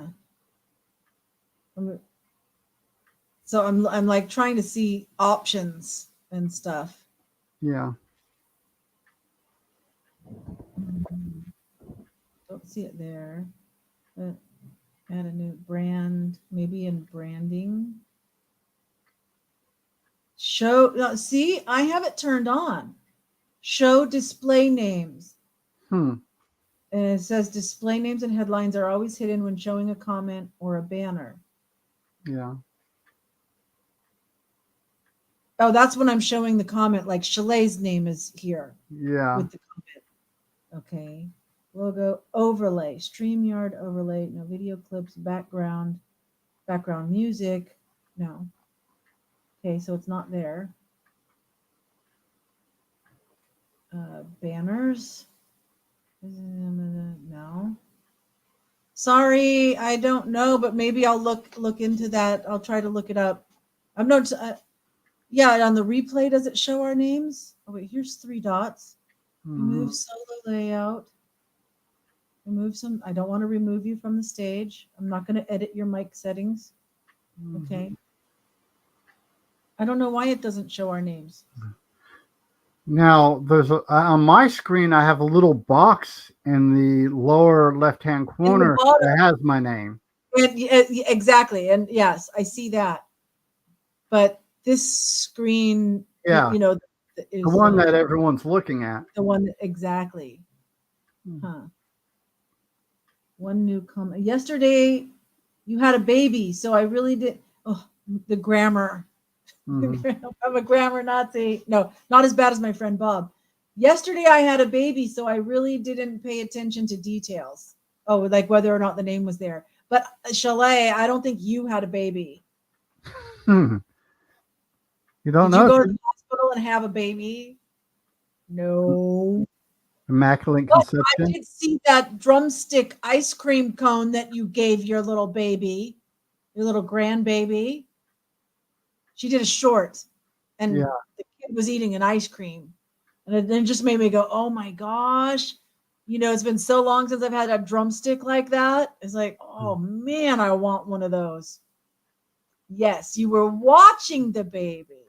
I know I'm being silly. I don't know. There's always room for Immaculate Conception. Yeah, yeah. It's happened before, at least once. Oh, goodness. Well, let's see. We've covered a lot of different things today. Yeah. Now there's a moth flying around. There was a mosquito. I've got like a mosquito bite somewhere on my arm.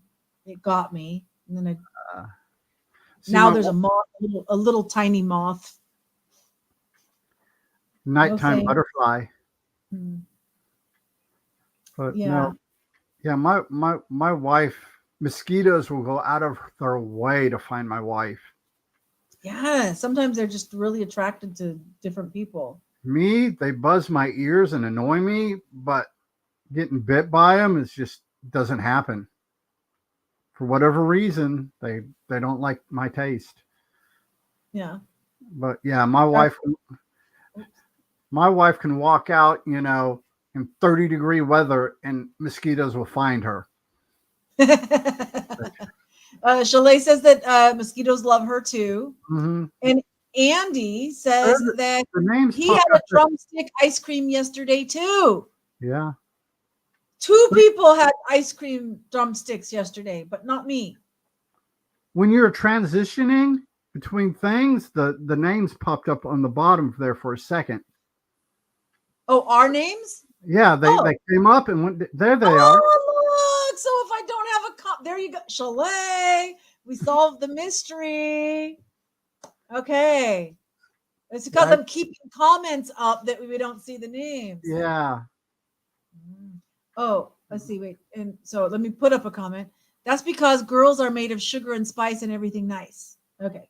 And men float. At least that's what my father used to tell me growing up. He's like, don't worry about the rain because crap floats. It does. Yeah. Oh, and Andy got bit by a meat bee.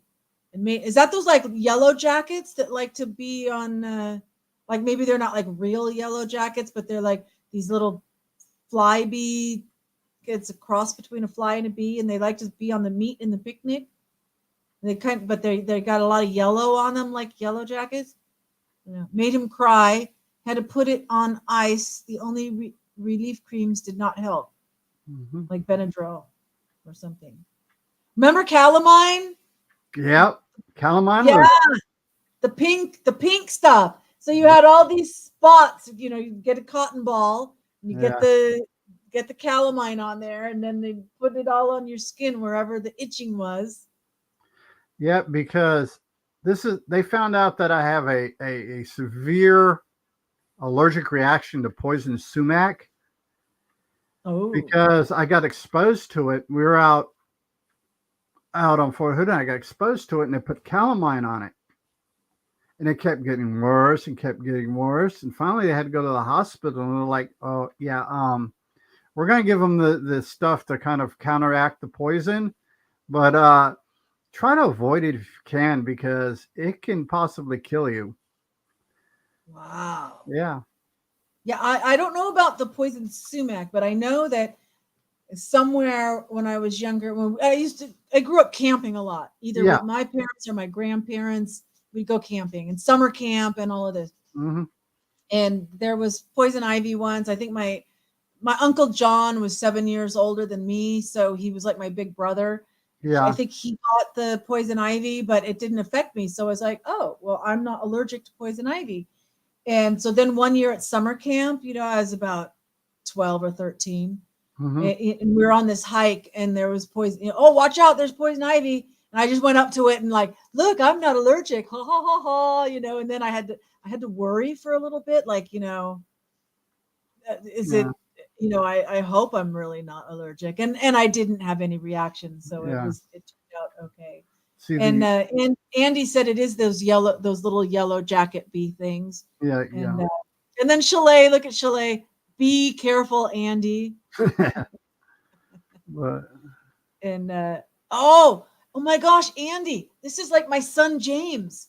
oh, that Uh, sucks. Andy says he grew up with calamine, had an allergy to cut grass. He would get major hives everywhere, and capital letters everywhere. Yeah. But my son James has the same thing, the cut grass, and he gets hives. Oh, that sucks. Yeah. Shirley says, I always look so pretty with the calamine lotion on. Look like a clown. Yeah. Unless you put it like on Yeah. everywhere, I guess, so that it's smooth. Yeah. When I'm dealing with poison ivy on my property, I usually I'll wear a pair of rubber gloves and have work gloves over top of it, long sleeves, Mm. and that stuff goes straight to the fire pit. Oh, Yeah, I go out of my way to get rid of poison ivy. yeah. You just can't stand close to the fire when you're burning poison ivy because the fumes, from what I understand, can be bad internally. Right, exactly. Talk about COVID and your lungs and things Yeah, like that. Oh my gosh, I couldn't imagine. yeah, Oh, that's horrible. No. yeah. Oh, See, she says when you put the calamine on all over, you're like a geisha girl. yeah, Oh, I'm picking up a baby bumblebee. Won't my mama be so proud of me? yeah. Camp songs again. Bees, I don't, I don't react when I'm around bees. Except there's one of the GenX videos I posted. I think I posted. I may have redid it, but a bee is flying around my head, then lands on the camera lens and walks across the camera lens. And I don't react to them, therefore they don't react to me. Mm. And now a friend of mine was basically the head ranger for a long time up at Lake Livingston State Park, and Mm. he keeps beehives, Okay. and he would wearing shorts, tank top, and that's pretty much it. Could reach into the beehive and pull out Mhm. the racks and get the bees off. No smoke, no. It was just he had that confidence, and he knew how to act around the bees, that he didn't need the suit and the mask and the Is smoke. that weird? Is it like, they say that about horses and dogs and stuff, that they can Yeah, sense your fear? And so yeah, when little bees, I guess maybe are like that as yeah. well. I never thought about that before. And it was fascinating because he would do videos for the state park on YouTube of him doing the bee stuff, and Mhm. not YouTube, for Facebook. But he would, you'd see that, his bare hand and his arm go in, and the bees would be all over it, and he'd just wipe them off. And Oh yeah, I've it, seen it stuff like that. Maybe that same guy. I don't know. but Chalet said when she was a tiny girl, she saw everybody running around barefoot in the grass.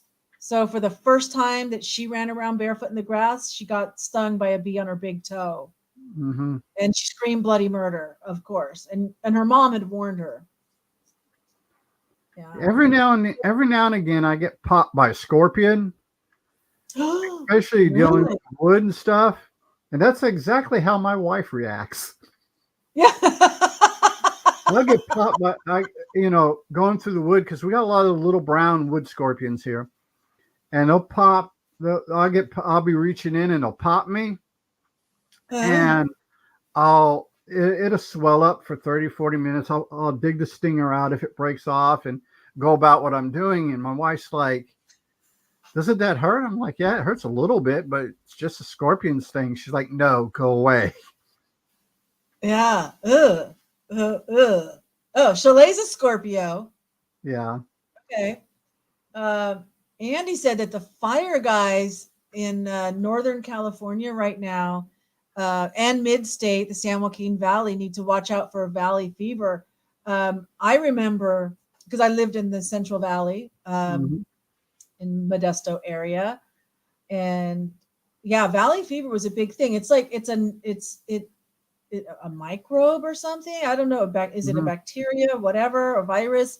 But it lives naturally in the dirt Hmm. in the Central Valley. And Yeah. so if they're plowing the fields or something, and you get all that dust in the air, and then you breathe it in, it once it's in your body, it never leaves. It's like the chicken pox. Once you've had it and you've got your immunity to it, but it actually never leaves your body, and Yeah. it can come out as shingles later or Yeah. something, right? Um, and so that's a bad thing. Yeah. Yeah. On the subject. Chalet's with me. Chalet's with me. I do not want to see a scorpion. They do have scorpions in Cambodia, Yeah. and uh, But no, the my cats. I love my cats, because my older cat, when we moved out here before we got last year, before we got our younger cat, he had figured out how to get the scorpions and bite the tails off. Then he'd play no. with them. Yeah, he would get them and get them in such a position. He'd roll them over, because I watched him do. He rolls them over on their back and steps on them and bites their tail off. Uh, And he plays with them. And uh, a couple times, evidently, he felt that my wife's hunting skills were deficient, because he would do that. He would bite the tail off and bring the live scorpion to my wife. oh Evidently, no. evidently he felt it was his job to teach her how to hunt.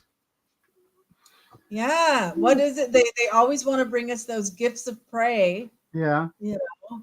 and So Andy is also a Scorpio.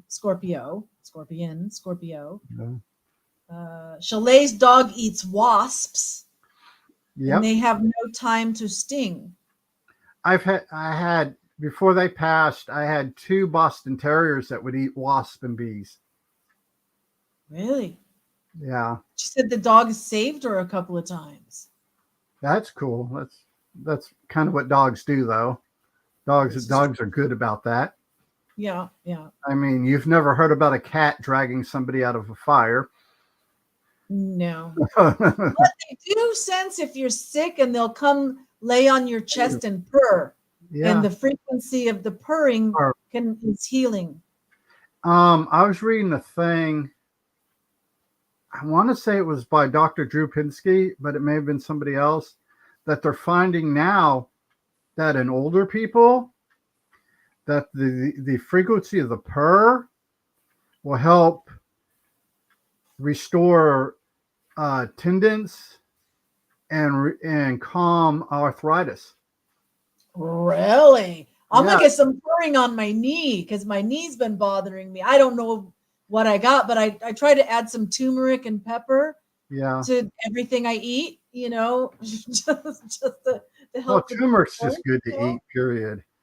Yeah. But no, the and I think it's not enough to say that it's some kind of medical breakthrough, but there are some very minor regenerative things.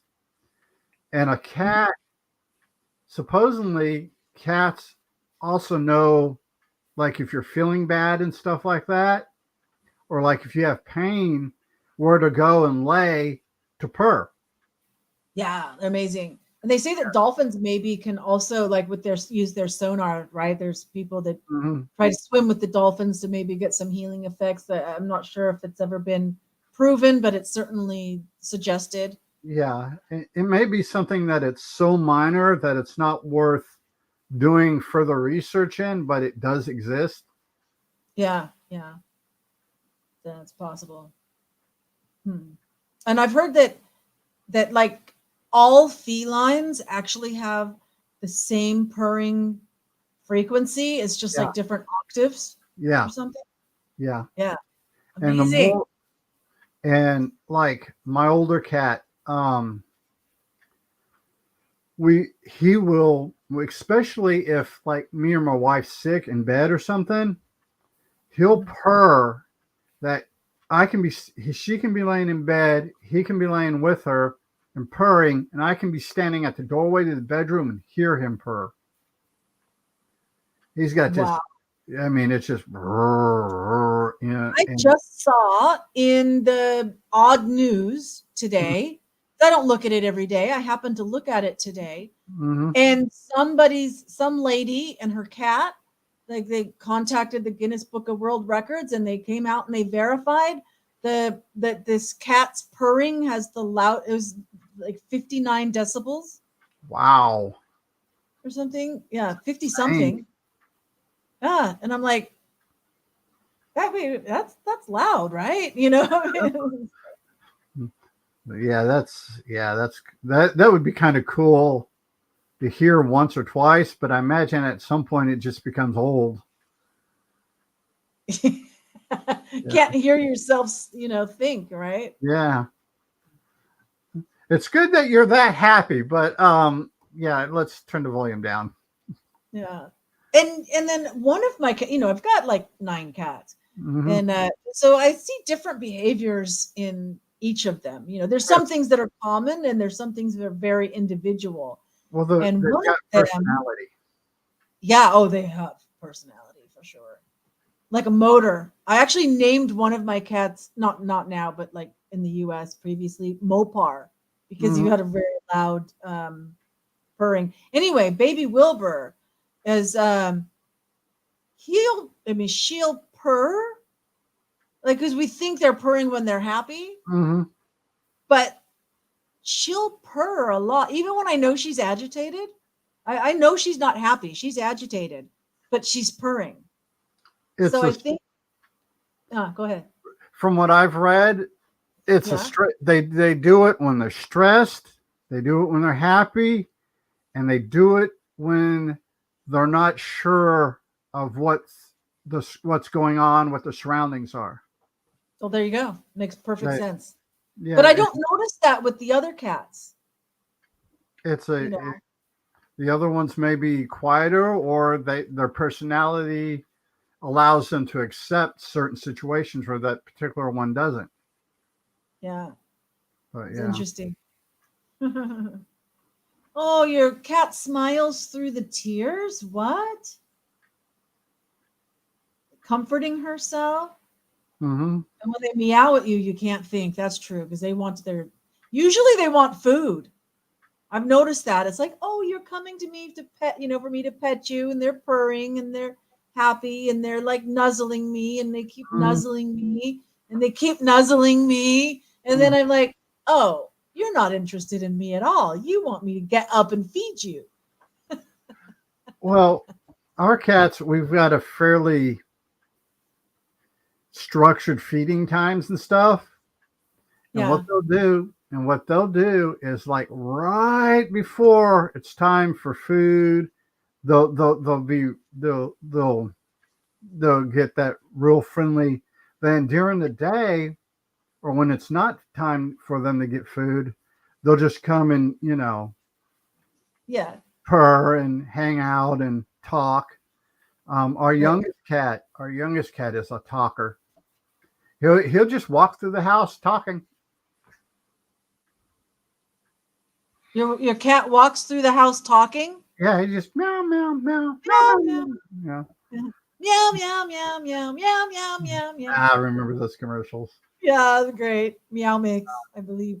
Uh, Andy says that his cats pounce on him and his wife in bed, and and he took a bad bite that swelled up, mm, and his wife got clawed bad deep on her breast. Oh, at the nipple. Oh, ow! 3 I don't weeks. have She's breasts, and still that hurting. hurts. Ooh.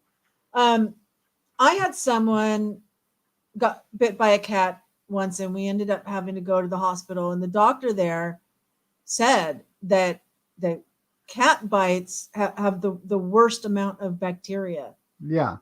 And so you really do have to uh, be careful. And so and it's unavoidable that you get a claw or something. Mhm. You get an accidental bite. Um, if if you're not paying attention or something, and you do something that you normally would know irritates them and or whatever. So I mean, it just happens. Yeah. Sometimes like they'll be chasing each other and they'll jump up on the bed as they're running, and Hmm. their claws end up on me as they're running. They're not even stopping for me. They're just and you get it. Yeah. Well, But our yeah. older cat has jealousy issues because, like, when me and my wife are getting intimate, we have Mm, to lock him out of the room yeah. because me being retired now, I spend most of my time at home with the cats doing, Mm, well, like a lot of times, like when I'm doing my rabbits videos, I'll have one in my lap petting or something, and mm, he's just gotten used to me, me and him time. yeah. And if me and my wife are getting intimate, he's like, "Oh no, that's my human. You get away, woman." And Yeah. we have to lock him out of the room. It's so true. And dogs sometimes are like that too. Yeah. Andy Um, says that his wife, she meaning his wife, is much less tolerant lately, and not just toward the cats. Uh-oh. Gotta be careful there. but no. But, hmm. I made a little note earlier when we were talking about people's like reading, how they read things and what they take away with it, and how you had a Mhm, teacher that you know introduced you to Stephen King. mhm, And in college, like I said, I was in my 30s, right? mhm. And there was a playwriting class, and we I think you dropped or something happened. Did you know?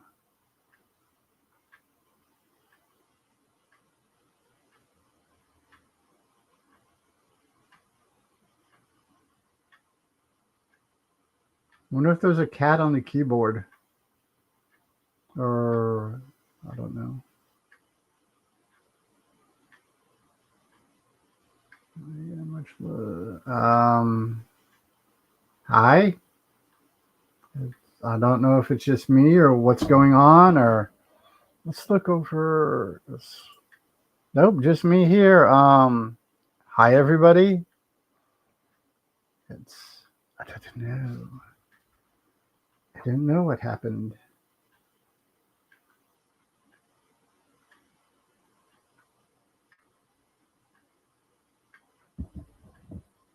I guess I don't know.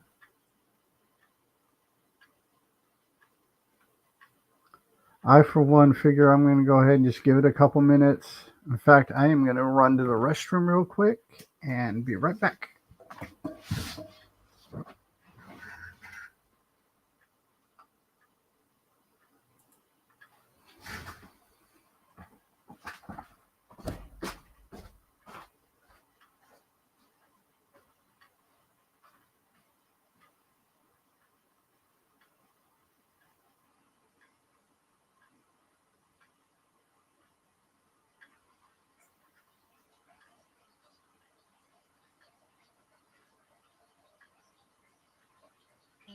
Okay. Whew. I'm so glad that Lemoyne didn't go away and that you guys are still there. Break, yeah, flying solo. Yeah, he was flying solo for a minute. Oh, and now I have an echo. Oh, I know why. Because I went on I opened up YouTube so that I could write a note for you guys. So okay, I'm glad you're I'm back. back. I had to run to the restroom. I got to tell you something about StreamYard because you know how you said you could only see the things that I put up. Look, Mm-hmm. let's see, right, the right side of the screen. You see a little box that says comments. Yeah. Click on that. Okay. There we go. Now you can see all the comments. Yeah. You know, if that's Yeah. irritating, don't worry. But It's okay. when it I don't know, it's weird because I lost the connection, yet the StreamYard keeps going, Yeah. right? Yeah. So I guess it's just like basically StreamYard is existing in the cloud somewhere, and it's just that my microphone and my camera got lost, basically, right? Yep. So I ran over to YouTube and got on the live as a YouTube user and wrote the comment like, "I'm coming back, hang Yeah. in there." And then I'm realizing that you can't see that because you Yeah. didn't know where to turn on the comments. Yeah. Now, I figured it may have been a kitty on the keyboard or accidentally hit something, and That yeah, could happen too. yeah, because there are times, especially when I'm editing videos, Hmm. that I have to if I'm at a spot where I can just drop and drag Hmm. and drop things, get the words in Hmm. the right order, that I have to turn my keyboard off and set it to the side because the Hmm. cats are really interested on they get fascinated by the movement on the screen, Yeah. and yeah, they tend to tiptoe through the tulips all over my keyboard. And this is Mama Kitty. Pretty little calico. See her, Mama Kitty? You can see there's no reflection in one eye. She's blind in that eye. Is she a three color calico? I thought all calicos are three colors. Well, no, you have their base coat, which is usually white in two colors. Then you have some of them that have their base coat in three colors. Oh, so Yeah, like technically four because it's the yeah, base. the base She's coat. got Yeah, the white, she's got the orange, she's got the black. yeah. That looks like about it. I mean, They're kind of like, um, Artemis, yeah. Artemis, Artemis, Artemis. Come here. No, not gonna work. I tried. See, Artemis ran away.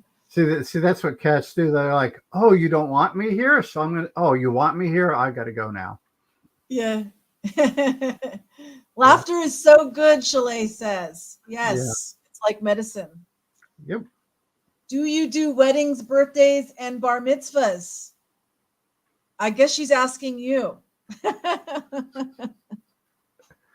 Unfortunately, I am way, way too introverted for something like that.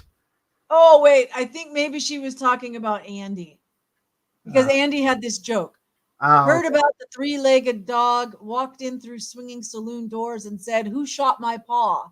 yeah, And then they were laughing, laughing, laughing, laughing, laughing. Yeah, uh, Andy.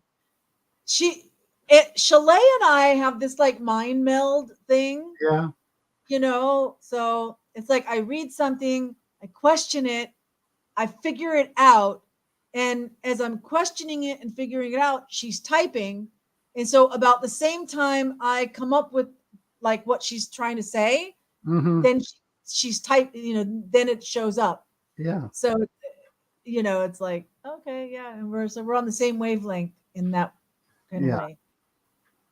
um, yeah. That's my wife can figure out what I'm going to say before I know what I'm going to say just by my body. I think, yeah, like if I'm trying to phrase something a certain way, she can see it in my eyes and my face Yeah, and know pretty much what I'm going to say before I know what I'm going to say. I know. And you know what? Takes an incredible amount of self-control to keep your mouth shut and Yeah. let people have the dignity of saying their own thought. Because I'm like that. I mean, I kind of think of it more as intelligence Mhm. and like with a little bit of intuition maybe mixed in. And I quite often know what people are going to say, what they're trying to say, and I Yeah. want to help them say it, you know? And I gotta like shut my mouth and let them have the pleasure of expressing their own thought Yeah. and not steal that away from them. You know, that's like a life lesson to become. Now, there's a friend of mine, and I've been friends with her for since the mid to late '80s, Uh-huh. and she has an extremely severe stuttering problem. And I will needle her if we're just goofing off and stuff, and I just want to needle her. I'll finish her sentences for her. Right, because you're having fun with each other. Yeah, Yeah. and we are a group of us, a bunch of us friends are hanging out, and there's other people there, and I was doing that, and there was one lady got offended, like and Berto was like, "Look, he's done it for 30 plus years. Don't get offended. It's um, but it's the hilarity of it is when she's calm, like me or something, she articulates really well. But Mhm. when something's really got her inspired or excited or happy, is when the stuttering comes out. It's something she's really Mhm. and and it's just fun every now and then just to see when she's that excited to kind of just bring that excitement level down a little bit Mm. because it enables her to speak more clearly. And Right. I will get to the same point sometimes. And one of the things when I have stuttering issues is I'll get stuck on a word, especially if it's like a ch or a th or that combination of sounds. I get stuck and I'll be like that there, you know. Right. But words that don't have those common letter combination sounds. Uh Yeah, Diphthongs, aren't they? yeah, Uh, yeah, maybe. um, So Andy has been putting this comment in. He has a photo of his big male cat nosing a mountain lion in a movie on TV screen. Hmm. And so I want to know the story about that. I put the link in there for him to come up. You know. But Yeah. he's disappeared again because see, he might be working. Yeah. And Yeah. sometimes he's just able to listen, Yeah. you know. But no, what's interesting about cats, I have come to the conclusion just watching my cats and watching other people's cats and watching feral cats, like Mm-hmm. what we take as cats playing. Cats Mm-hmm. don't ever play, they train. They Mm. are constantly training, honing their skills and stuff like Mm. that. And because they're like, anywhere from 5 to 10, 12 pounds, depending on breed of cat. If you've got a Mancoon, it can be like 25 pounds. But they're honing their skills constantly. They're constantly going. Yeah. And and I think, like I said, this is purely me, that when you play with them, they look at you more like a teacher or a fellow trainee or something like that. Mm. That's why they bring us the prey. Yeah. Yeah, well, the raven. I've got a couple groups of grackles, a couple groups of crows, and a nice group of ravens that hang out at my place because I got the chicken coop and I throw scratch and stuff out. And what they have done, and this is beautiful, is because they like the fact that they can come in to where the chickens roam and eat Mm-hmm. whatever the leftovers are. So what Mm. they'll do is if there's a stray dog or dog running loose or a coyote or a hawk or something, they'll alert the chickens Right. and they'll go, and chickens will go into the chickens will hear a certain call from and go into the coop and hide in the coop where it's safe. And Yeah. they've got this the thing between the chicken between the birds and the, well, they're all birds, but between the chickens and the wild birds, they've worked out this system of you leave us some food, we'll keep an eye out for predators. And plus, ravens will go out of their way Mm. to take out hawks and ravens. They're like Mm. blood enemies, Right. Right. and every now and then I'll go out, like when I go out check for eggs or whatever, I'll find hawk feathers, and every now and again I've got a couple golden eagle feathers because Wow, that's special. the raven, like I said, they're blood enemies. I Mm. mean, they and it's fascinating because these birds are intelligent enough to have learned we get free food and water here, so we're going to protect this here. And it's just this the intelligence, how their survival instincts and stuff bring all this together. Yeah. That they've it's nice that they've figured out how to work out together. Yeah, and They say ravens are really, really clever. raven. The thing is, because we've had chickens probably about 6 years now, 6 7 years, and because of it, every now and then a raven will bring me like a shiny piece of metal, a piece of glass, some stuff like that, ribbon. I'll find that where I throw out the scratch. And in my shed, I've got a collection of, little trinkets that the ravens have brought and left. Oh my gosh. Yeah. That's And cool. it's just weird how that they do this. And I was watching a video. There's a guy that does. It's called Curious Graphic or something like that. It's about animals. He does these little Mhm. 1 minute segments on animals. And one of the things he said that in one of his clips was ravens have the intelligence of like a 6-year-old. 6 years old. Yeah, the Raven has the intelligence of a 6-year-old human. Huh. That's kind of cool. Cool. So let me I gotta say, Andy, because I'm sure you can. I hope you can hear. Oh, sometimes you have to drop out of YouTube when you come over here. Oh, there he's got it. Okay, there he is. So we've got Andy. A little bit. His connection is slow. Yeah. Wow. So well, we can see him. Yeah. Is it because it said his like his box came up and it said his devices weren't connected. Yeah.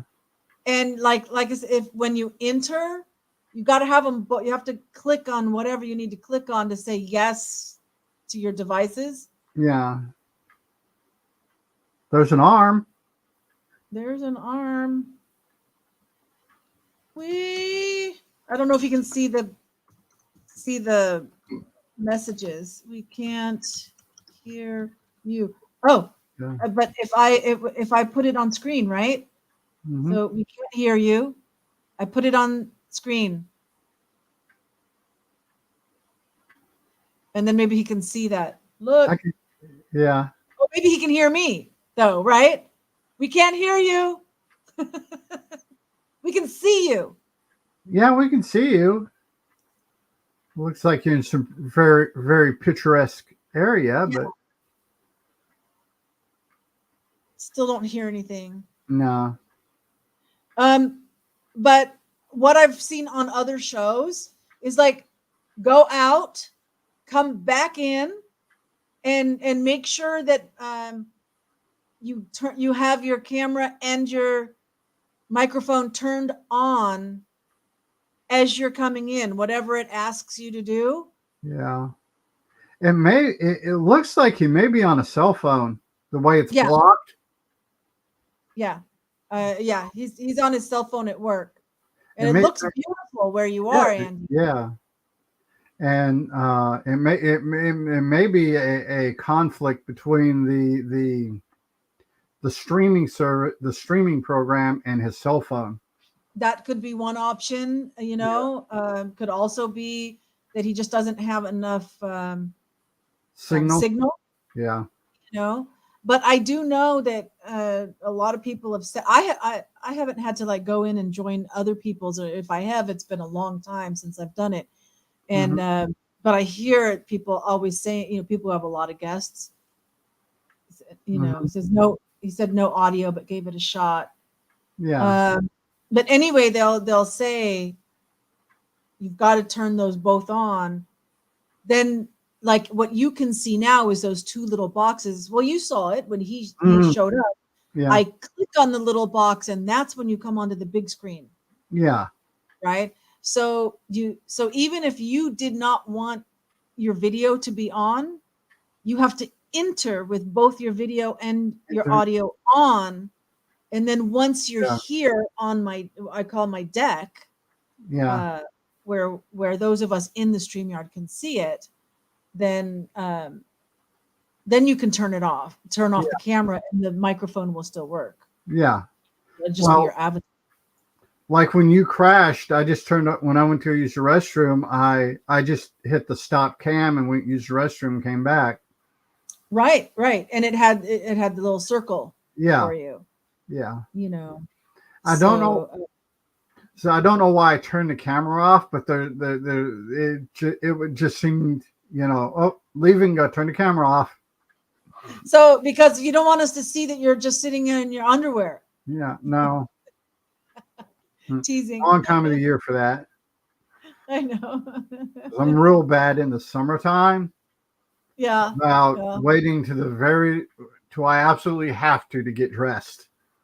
Right. And living out the country, it's nice because I've got a couple pairs of boxer shorts that at a distance look like shorts. Okay. And there's sometimes I've been so lazy that I'm like, I need to go check eggs, so I'm just going to go do it. And anyone, like my neighbors on the property lines or anything, if they're out, at the distance, I go, oh, he's just wearing shorts. Uh-oh. Froze a little bit. Yeah. Oh, there you go. You're back. Yeah. So you collect the eggs? Yeah. Okay. Yeah. Collect eggs, eat them. So Andy, thank you so much for coming on and showing us the mountain where you're working. It looked beautiful. You look great, Yeah. and I hope you can get things sorted and it'll work next time. Maybe you'll be in a better area. Yeah. And Chalet says she puts pants on, but that's where she draws the line. So, I should tell you the story I was going to tell you before. And so it was a playwriting class. Remember, I'm in my 30s. Mm-hmm. But I think even like the first time ever I saw a Streetcar Named Desire, Yeah. which was on TV with Anne Margaret playing Blanche. Okay. Okay. I didn't see the Marlon Brando one until later. Yeah. The first time I ever saw it was the one with Anne Margaret. Mm-hmm. And I absolutely fell in love with this the whole thing. Yeah. Right. And so it just so happens that during this playwriting class we're going to like break down Streetcar Named Desire, or do some kind of exercise one week with it, and I think we had to watch it, Yeah. to watch the version as well as like read it or something, and the teacher asked us what we thought about this or that or whatever, and of course for me, I look at Blanche as this woman who's done everything to survive and hang on, Mm-hmm. to her life. And she couldn't anymore. And Andy says he's going to try again as his locations change where he's working. Um, so you've got Blanche, and Mm-hmm. she comes to New Orleans to her sister to live with her sister. Says Yeah. she's maybe just like on vacation because she's Mm-hmm. not really admitting that her life fell apart and Mm-hmm. she lost everything. She has nowhere else to go. So she's come to her sister. Yeah. Sister, meanwhile, has married Stanley, Mm-hmm. who's a brute, right? Yeah. And he's abusive. But they've got a hot and steamy love affair going on. Yeah.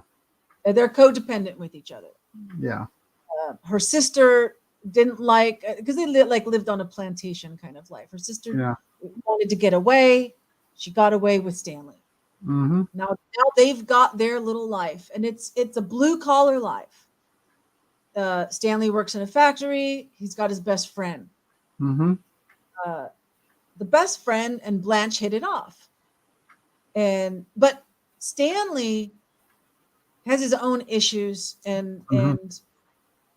kind of Blanche is kind of onto him a little Mm-hmm. bit as well, and so he figures he's going to bring Blanche down. Yeah. He's going to dig and he's going to find out what's going on. So he's got a friend who's a traveling salesman or something, and goes and finds out the scoop on Blanche, Mm-hmm. right? And proceeds to basically destroy Blanche, Mm-hmm. to the point that in the end she's taken away in not a straight jacket, because Yeah. they're treating her as if she's going on a vacation to meet her beau Yeah. at the funny farm. Yeah. Um, and Mitch, that's the friend. Mm-hmm. Mitch and Blanche were having a kind of a blooming courtship, Yeah. and Mitch is a mama's boy. He lives with his mama, Mm-hmm. and you know the two of them. She could have left that past behind Mm-hmm. and started a new life and had a great life with Mitch. Mitch would be happy. Mama would be happy. Mm-hmm. She wasn't going to live that much longer anyway, and it'd be the two of them, and everything would have been rosy. And Stanley, being the friggin' abusive bastard that he is, destroyed everything, not only for Blanche, but for Mitch too. Yeah. and he's still abusing his wife, right? And so it ends up being one big tragic mess. Mm-hmm. Except Stanley's not losing any sleep, Yeah. right? And this is my take. Okay, that's my perspective Mm-hmm. on Yeah. overall. These youngsters, these 20 somethings that were in this class, Mm-hmm. were angry at Blanche for coming in out of nowhere and disrupting their marriage. How dare she try to interfere? And I'm like, what? And they're friggin' defending the relationship between okay, water seeks its own level, right? Mm-hmm. And there's this relationship with, but it's definitely it's codependent and unhealthy, Mm-hmm. and I mean, it's messed up, but it's the way it is, and it should be like a life lesson of what not to do is instead of like what you should do. And they Mm-hmm. they were all on the side of Blanche's sister, Stella, right? Yeah. As in Chalet added in here, Stella, Yeah. right? I saw that. Yeah. And they have no sympathy for Blanche Mm-hmm. at all, and I'm like, how could there was another time also I was older with younger students, uh where where somehow we were talking about, um oh, no, it was Casablanca. Mm-hmm. We were watching Casablanca. Halfway through, it's like a 2-hour movie. So Mm-hmm. after like 1 hour, a dumb blonde, no offense to people who are really blondes, Mm-hmm. I mean, it's not, you can have any hair color and be a dumb blonde, okay? Yeah. A dumb blonde says, "Hey, I think they know each other before." I'm like, "You didn't get that in the opening scene?" I didn't say that. I'm thinking that. I'm like, how dumb can you be not to get that? I know another story of somebody that's like at the end of Titanic and she drops the necklace in, and I'll Yeah. tell you, I kind of do think like, what a waste. Yeah. What a historical treasure. It could be in a museum or something like that. But there's another dumb blonde person going like, why would she do that? It's worth so much, blah, blah, blah, in a greedy kind of, a Mm-hmm. greedy Yeah. title kind of way, not seeing the poignancy of, you know. So, so yeah, some people look at me get all excited. Well, You guys some are people. seeing a different side of me when I start getting passionate about something. Well, see, the thing is I don't. I think that it's more of an upbringing thing because the whole thing with the Titanic and her dropping the necklace. My mother-in-law would go, well, no, she shouldn't have done that because it's worth money. You could sell it or whatever and reap the finance. I think it's kind of how you perceive things. Where Mm-hmm. I see it from the romantic side. Well, yeah, of course, her true love. So she's dropping that down because that's where her true love went. Yeah, You know, and but it yeah, should stay there with him. Yeah, yeah, it's a perspective thing. yeah. That's why And I people don't that think she needed the money either. no, she didn't need it, but it's one of those things. But it's how you perceive the world, and being fairly romantically inclined myself, Mm-hmm. there are things that I I just totally miss as far as Mm-hmm. like finances and stuff go because because I'm like, well, I've got money. My wife's like, well, yeah, you've got money, you've got extra money, but what happens if this happens or that happens? I said, I'll figure out when it happens. She's like, no, no, no, no, child, you need to, You gotta have a little bit of foresight, a little bit yeah, of plan. yeah, and and that's I don't know if it's House. That's what I call my mom, Christine. yeah, So glad you woke up and joined us. She's on the Pacific coast, so it's yeah, early over there. Yeah. You know, well, not anymore. Now it's like 10. It was 7 when we started for her. Yeah. You But know. no, it's comes back to that. You've got to be able back to balance. Mm, You have to think forward enough to prepare or plan for something, but at the same mhm, time, you can't let it restrict you on what you want to do. And it things like the necklace or the defense of Stella and stuff like that is perspective how society has nurtured people, how their family group or their friend group or a combination thereof. Um, it's interesting.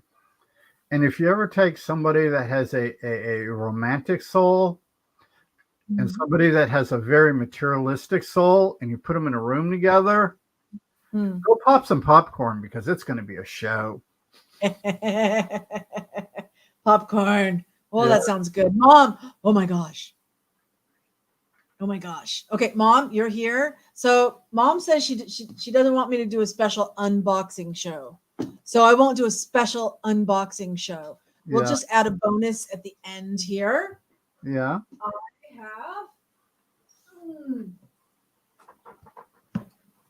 a box from That, my mom. Just a second. So now I got to find something that I can. I wonder if this is kind of serrated. They didn't make me cut it open in the at the post office. Oh, here I should sit. Wait. They didn't make me cut it open in the post office. That was nice because the lady at customs is the same lady that's always been there. Okay, just using a plastic knife, but it's serrated, so it's taking a little bit longer, but it's getting there. Meanwhile, my mom's saying hi to everybody. hello. It's popcorn made me think of this. I'm hoping there's something for my popcorn in here. Uh, Not that I can afford to go to any movies right now, but oh, that's good. That went better. You know, it's the whoops, it's the clear plastic part that it's getting hung up on because the duct tape it kind of finds a thread and then just goes through. Here, I gotta stand up for a second. right. Okay. You can hear when I get to that part that is just the. You do know if you were offline just doing it, it would cut and be open already. Of course. Okay. Okay. So let's open the box. Let's see what we got here.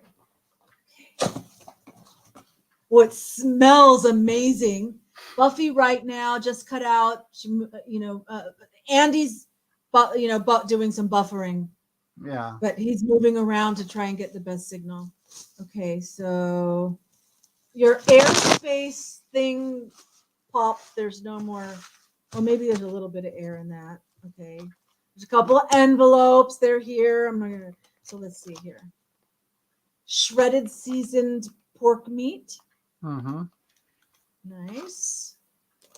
Aw, some kitty toys. Mm-hmm. I got one right here. Kitty, kitty. Kitty, kitty. Kitty, kitty. You actually got Kitty, my kitty. cat's attention. Here we go. Do they have catnip? It doesn't say if they have catnip. Oh, yeah, catnip toys. Okay. Yeah.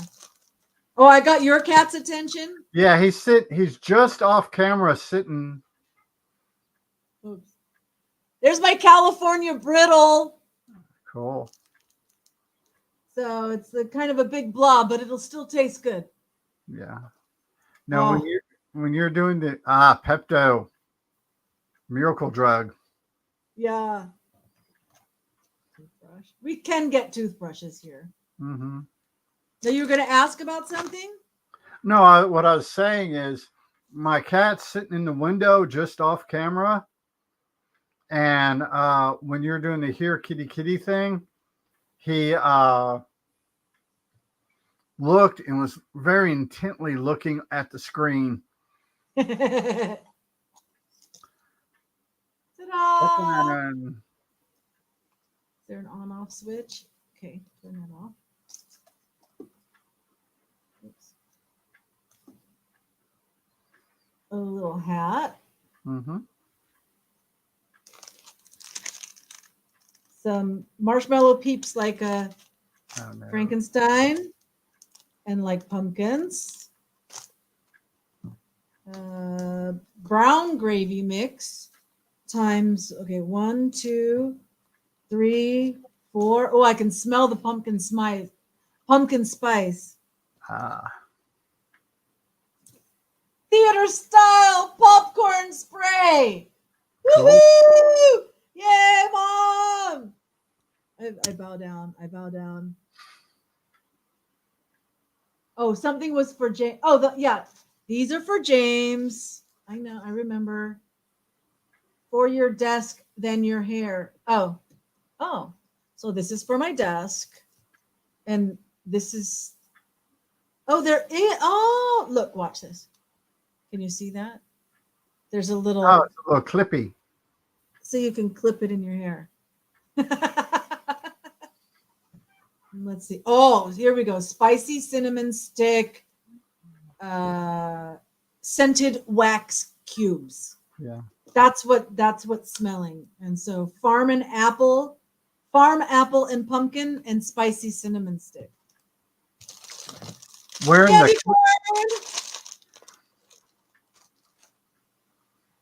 the wearing the witch hat clippy with the price tag on it kind of reminds me of Minnie Pearl. Minnie Pearl. Yeah. Now there is a magnet on here, and it's a little Alaska. It's a bottle opener from Alaska, where my mom went. Oh, look at the size of this box. I thought it was Girl Scout cookies. But it's lights. Yeah. More peeps, skull peeps.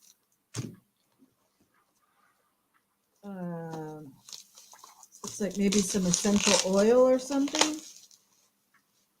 Aroma oil, kava stone. So that's like a stone and you drop the oil on it. Yep. So that's nice. My wife has something like that as an air freshener in her car. Oh, cool. It's a little owl that hangs down. You periodically. The owl hangs down. Oh, Yeah. wait. This is so it's like the size of a business card, but it's like some hand sanitizer. Cool. See the book on the bottom. An envelope. Some of this stuff. Mm-hmm. What flavor is it? Black cherry, strawberry pineapple smash. This one has caffeine, Mom. I told you to look for the caffeine. Yep. Witchy Poo think from Hobo Kelly show. Was it Witchy Poo? Witchy Poo wasn't there a Witchy Poo on that Puffin Stuff one? HR Puffin stuff. Yeah. Yeah, that had a Witchy Poo. Yeah. Yeah. Detachable and foldable AI recognition. Foldable for easy design. Helper for life photography. On and off button. Face body tracking. Tripod. What? Is this a stand to put your cell phone in, but it follows your face around or something? Maybe if you're using it for like video or something, it track you. Right. Okay. I'll have to look more into that. Ah, fish food that's like flakes. Here, they're all these like little balls of different sizes, depending on the size of your fish. And but I've got the little tetra fish, so Mm-hmm. I prefer to give them the flakes. Yeah. So she got me flakes. Okay, some more of these. Fruit punch and orange tangerine. This one's B6. And they don't say caffeine on them. Good. Mm-hmm. Another toothbrush. And the book from that my friend wrote. Actually, So after the stream yesterday, I went ahead and picked up the audio book for that. yeah. And when I finish, I'm currently listening to a collection of short stories. But when I get done with that, that's next on my list. Okay. Great. Yeah, I might. I don't know if I should wait to see it on the Kindle, read it on the Kindle, or if I should just start reading this one sometime. Yeah. I don't know. All right, so now we saw the unboxing. Woo-hoo. Thank you, Mom. Thank you, thank you. And this.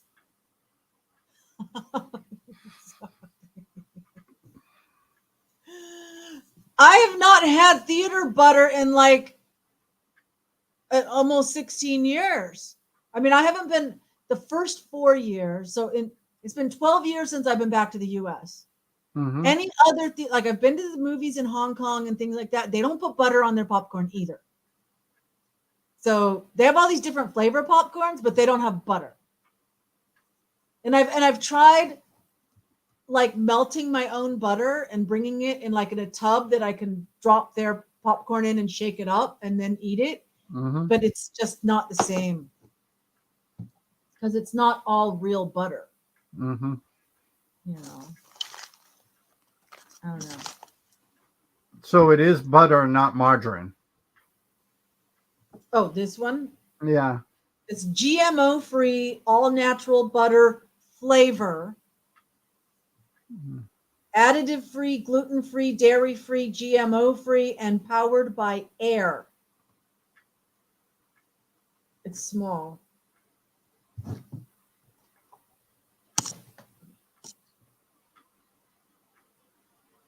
Warning: avoid spraying in eyes. Yeah. Yeah, that's kind of a given. Okay, ingredients: canola oil, natural flavor, annatto for color. That's it. Those three. It's close enough. Yeah. So I'll try it out and see what happens. Yeah. But Meanwhile, I'm just putting everything back in here. And these are for my son. He's here in Cambodia.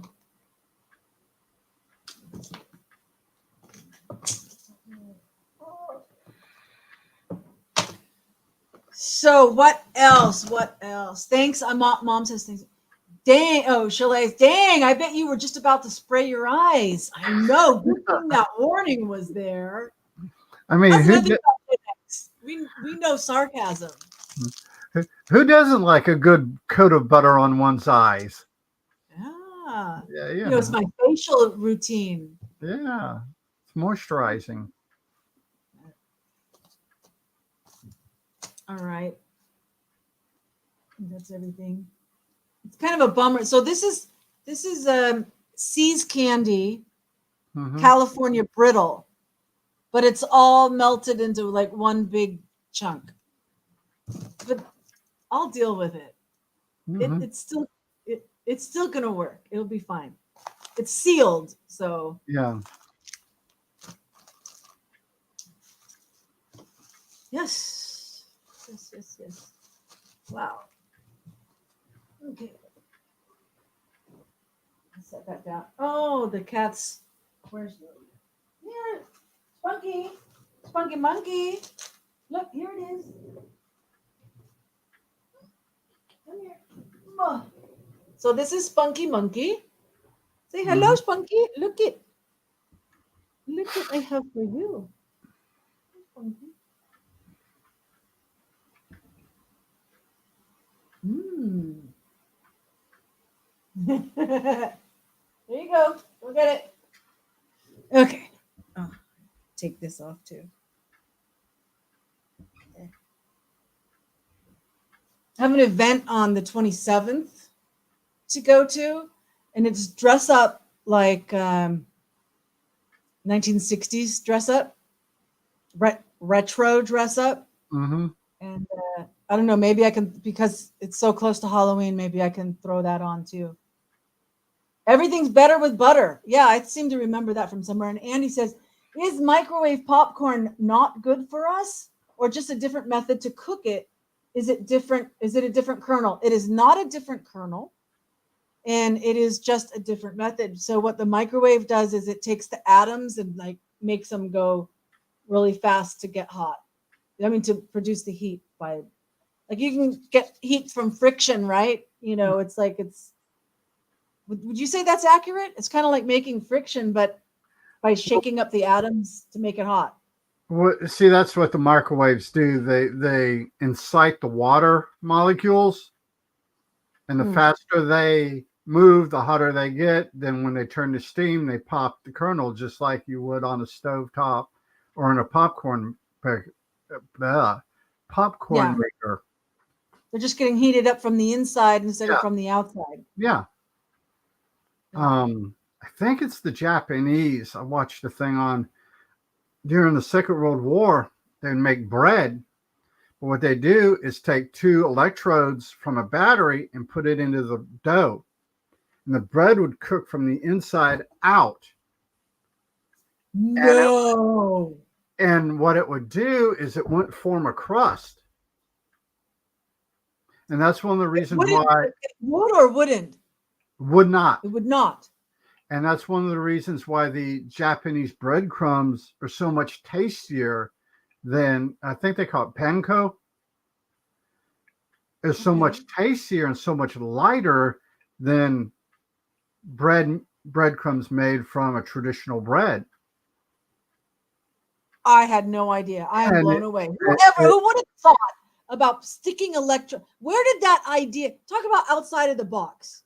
Well, it was a bunch of basically Japanese soldiers wanted bread, and they didn't have ovens. They had jeeps and tanks with batteries, and they basically jimmied up these electrodes. And when after the war ended, they came back into the civilian sector, and it spread. Wow. That's an amazing story. Yeah. Wow. Yeah. Bob's gonna like that. I'm gonna tell my friend Bob about that. I'm not gonna tell him the whole thing. I'm gonna say, like, look up what Japanese soldiers did during World War II, right? Yeah. Yep. No, yeah. He's freezing up a little bit. Yeah. Or the World War II. World War II, or like the history of Japanese bread. Look up what they did during World War II to make bread. Yeah. And I'll let him discover it for himself. Love it. So my mom says she loves her air popper. Okay. Mm-hmm.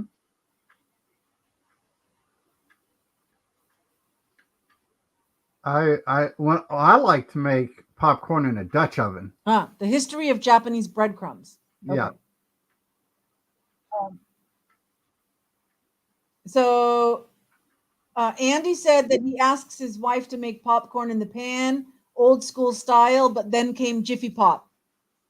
Yeah, my mom used to send me some Jiffy Pop here. Grew up with Jiffy Pop. No, you already had one. Oh, I think he lost one of his mice already. Here you go. There. I got it. It's just right here. My mom says she loves her air popper. Mm-hmm.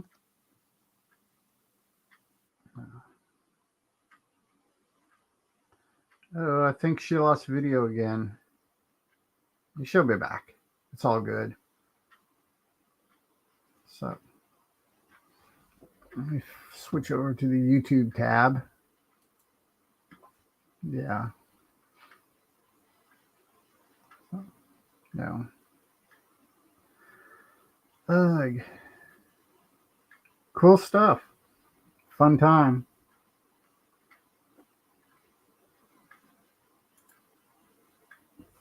So,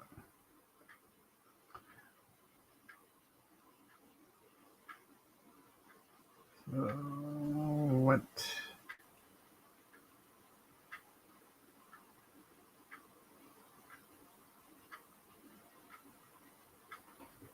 We'll wait. Give it a couple minutes.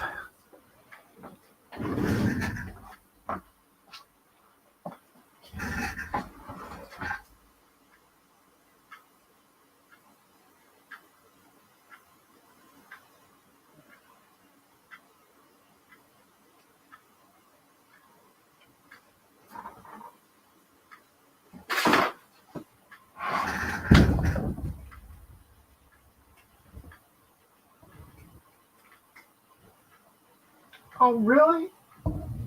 Really? Yeah, whatever.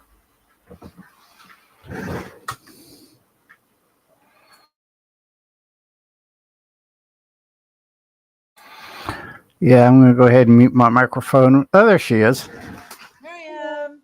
Hello. Sorry. Is Yeah. this a sign? My mom says. No. Yeah. And so, okay. So my mom says she loves her air popper. Mm-hmm. And Chalet's joking around about my body loves the chemicals and stuff. And Andy said he procured a 1 pound box of C's for her birthday on the 9th. We crushed it. Mm-hmm. Wow. You ate a whole pound in one day? That's a lot. So good. Because local grocery Yeah. store Oh, but I has these tubs of popcorn kernels that will last me and my wife like 6-8 months. Yeah. And they're cheap too. It's for people outside of Texas. I don't know if they've heard it. It's HEB, and it's just giant tub of popcorn. And I like taking it and scooping, like a cup or a cup and a half in a Dutch oven. Oh. And taking it outside and putting it on the fire pit and do it in Dutch oven. Wow. I love Dutch ovens. Oh, me too. There's a couple artisan bread recipes that I use in the Dutch oven that are really nice. Mm-hmm. Yeah. That sounds fun. Yeah. Yeah, I don't think my Dutch oven made it out here. Yeah. But I did get my cast iron frying pans did. That cast iron, wonderful stuff. Yeah. Surprised there's not like more of it here. Yeah. But, oh, there's a kitty, one of your kitties. Yeah, that's Mr. Blitz.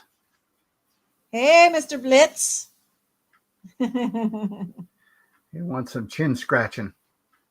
Ah, that's nice. Yeah. But we are coming up on 4 hours, so it is probably time to end this one. Probably. Yes. Hi, Mr. Blitz. Blitzy, Blitzy. Hello, Blitzy. Oh my goodness. So what a fun ramble. Yes. We have one more day tomorrow. In the middle of this week, we've got Tuesday, Wednesday, Thursday. So tomorrow is travel vlog. So I'm not sure which pictures I'll put together of traveling someplace, but I'll get that ready before, and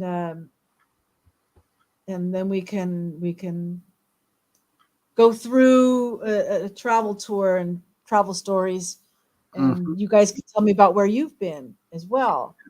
you know. I've got stuff to do tomorrow, so I may come in late tomorrow. Okay. Yeah. No problem. No problem. You're under no obligation to be on every show, Yeah. you know. Andy says he's not sure if it's lyrics, but I love rain. Rain makes corn. Corn makes whiskey. Whiskey makes my girl frisky.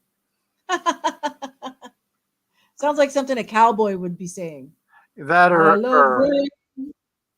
Huh? that or some kind of limerick. Yeah, yeah. Shelly says she'll look it up. My mom says have a nice evening. Yeah, and you guys have a great day. And it's been fun having memories. Tomorrow's travel, and yeah, I did a new short today. Also, I uploaded a short an event I went to. If you guys catch that, but maybe on your way out, don't forget to click the like button. That'd be Yeah. awesome. And just peace and love. And I can't wait until we do this again. And yeah, it's been good. Yep. Well, Okay. everybody, have fun, stay safe, peace. Peace.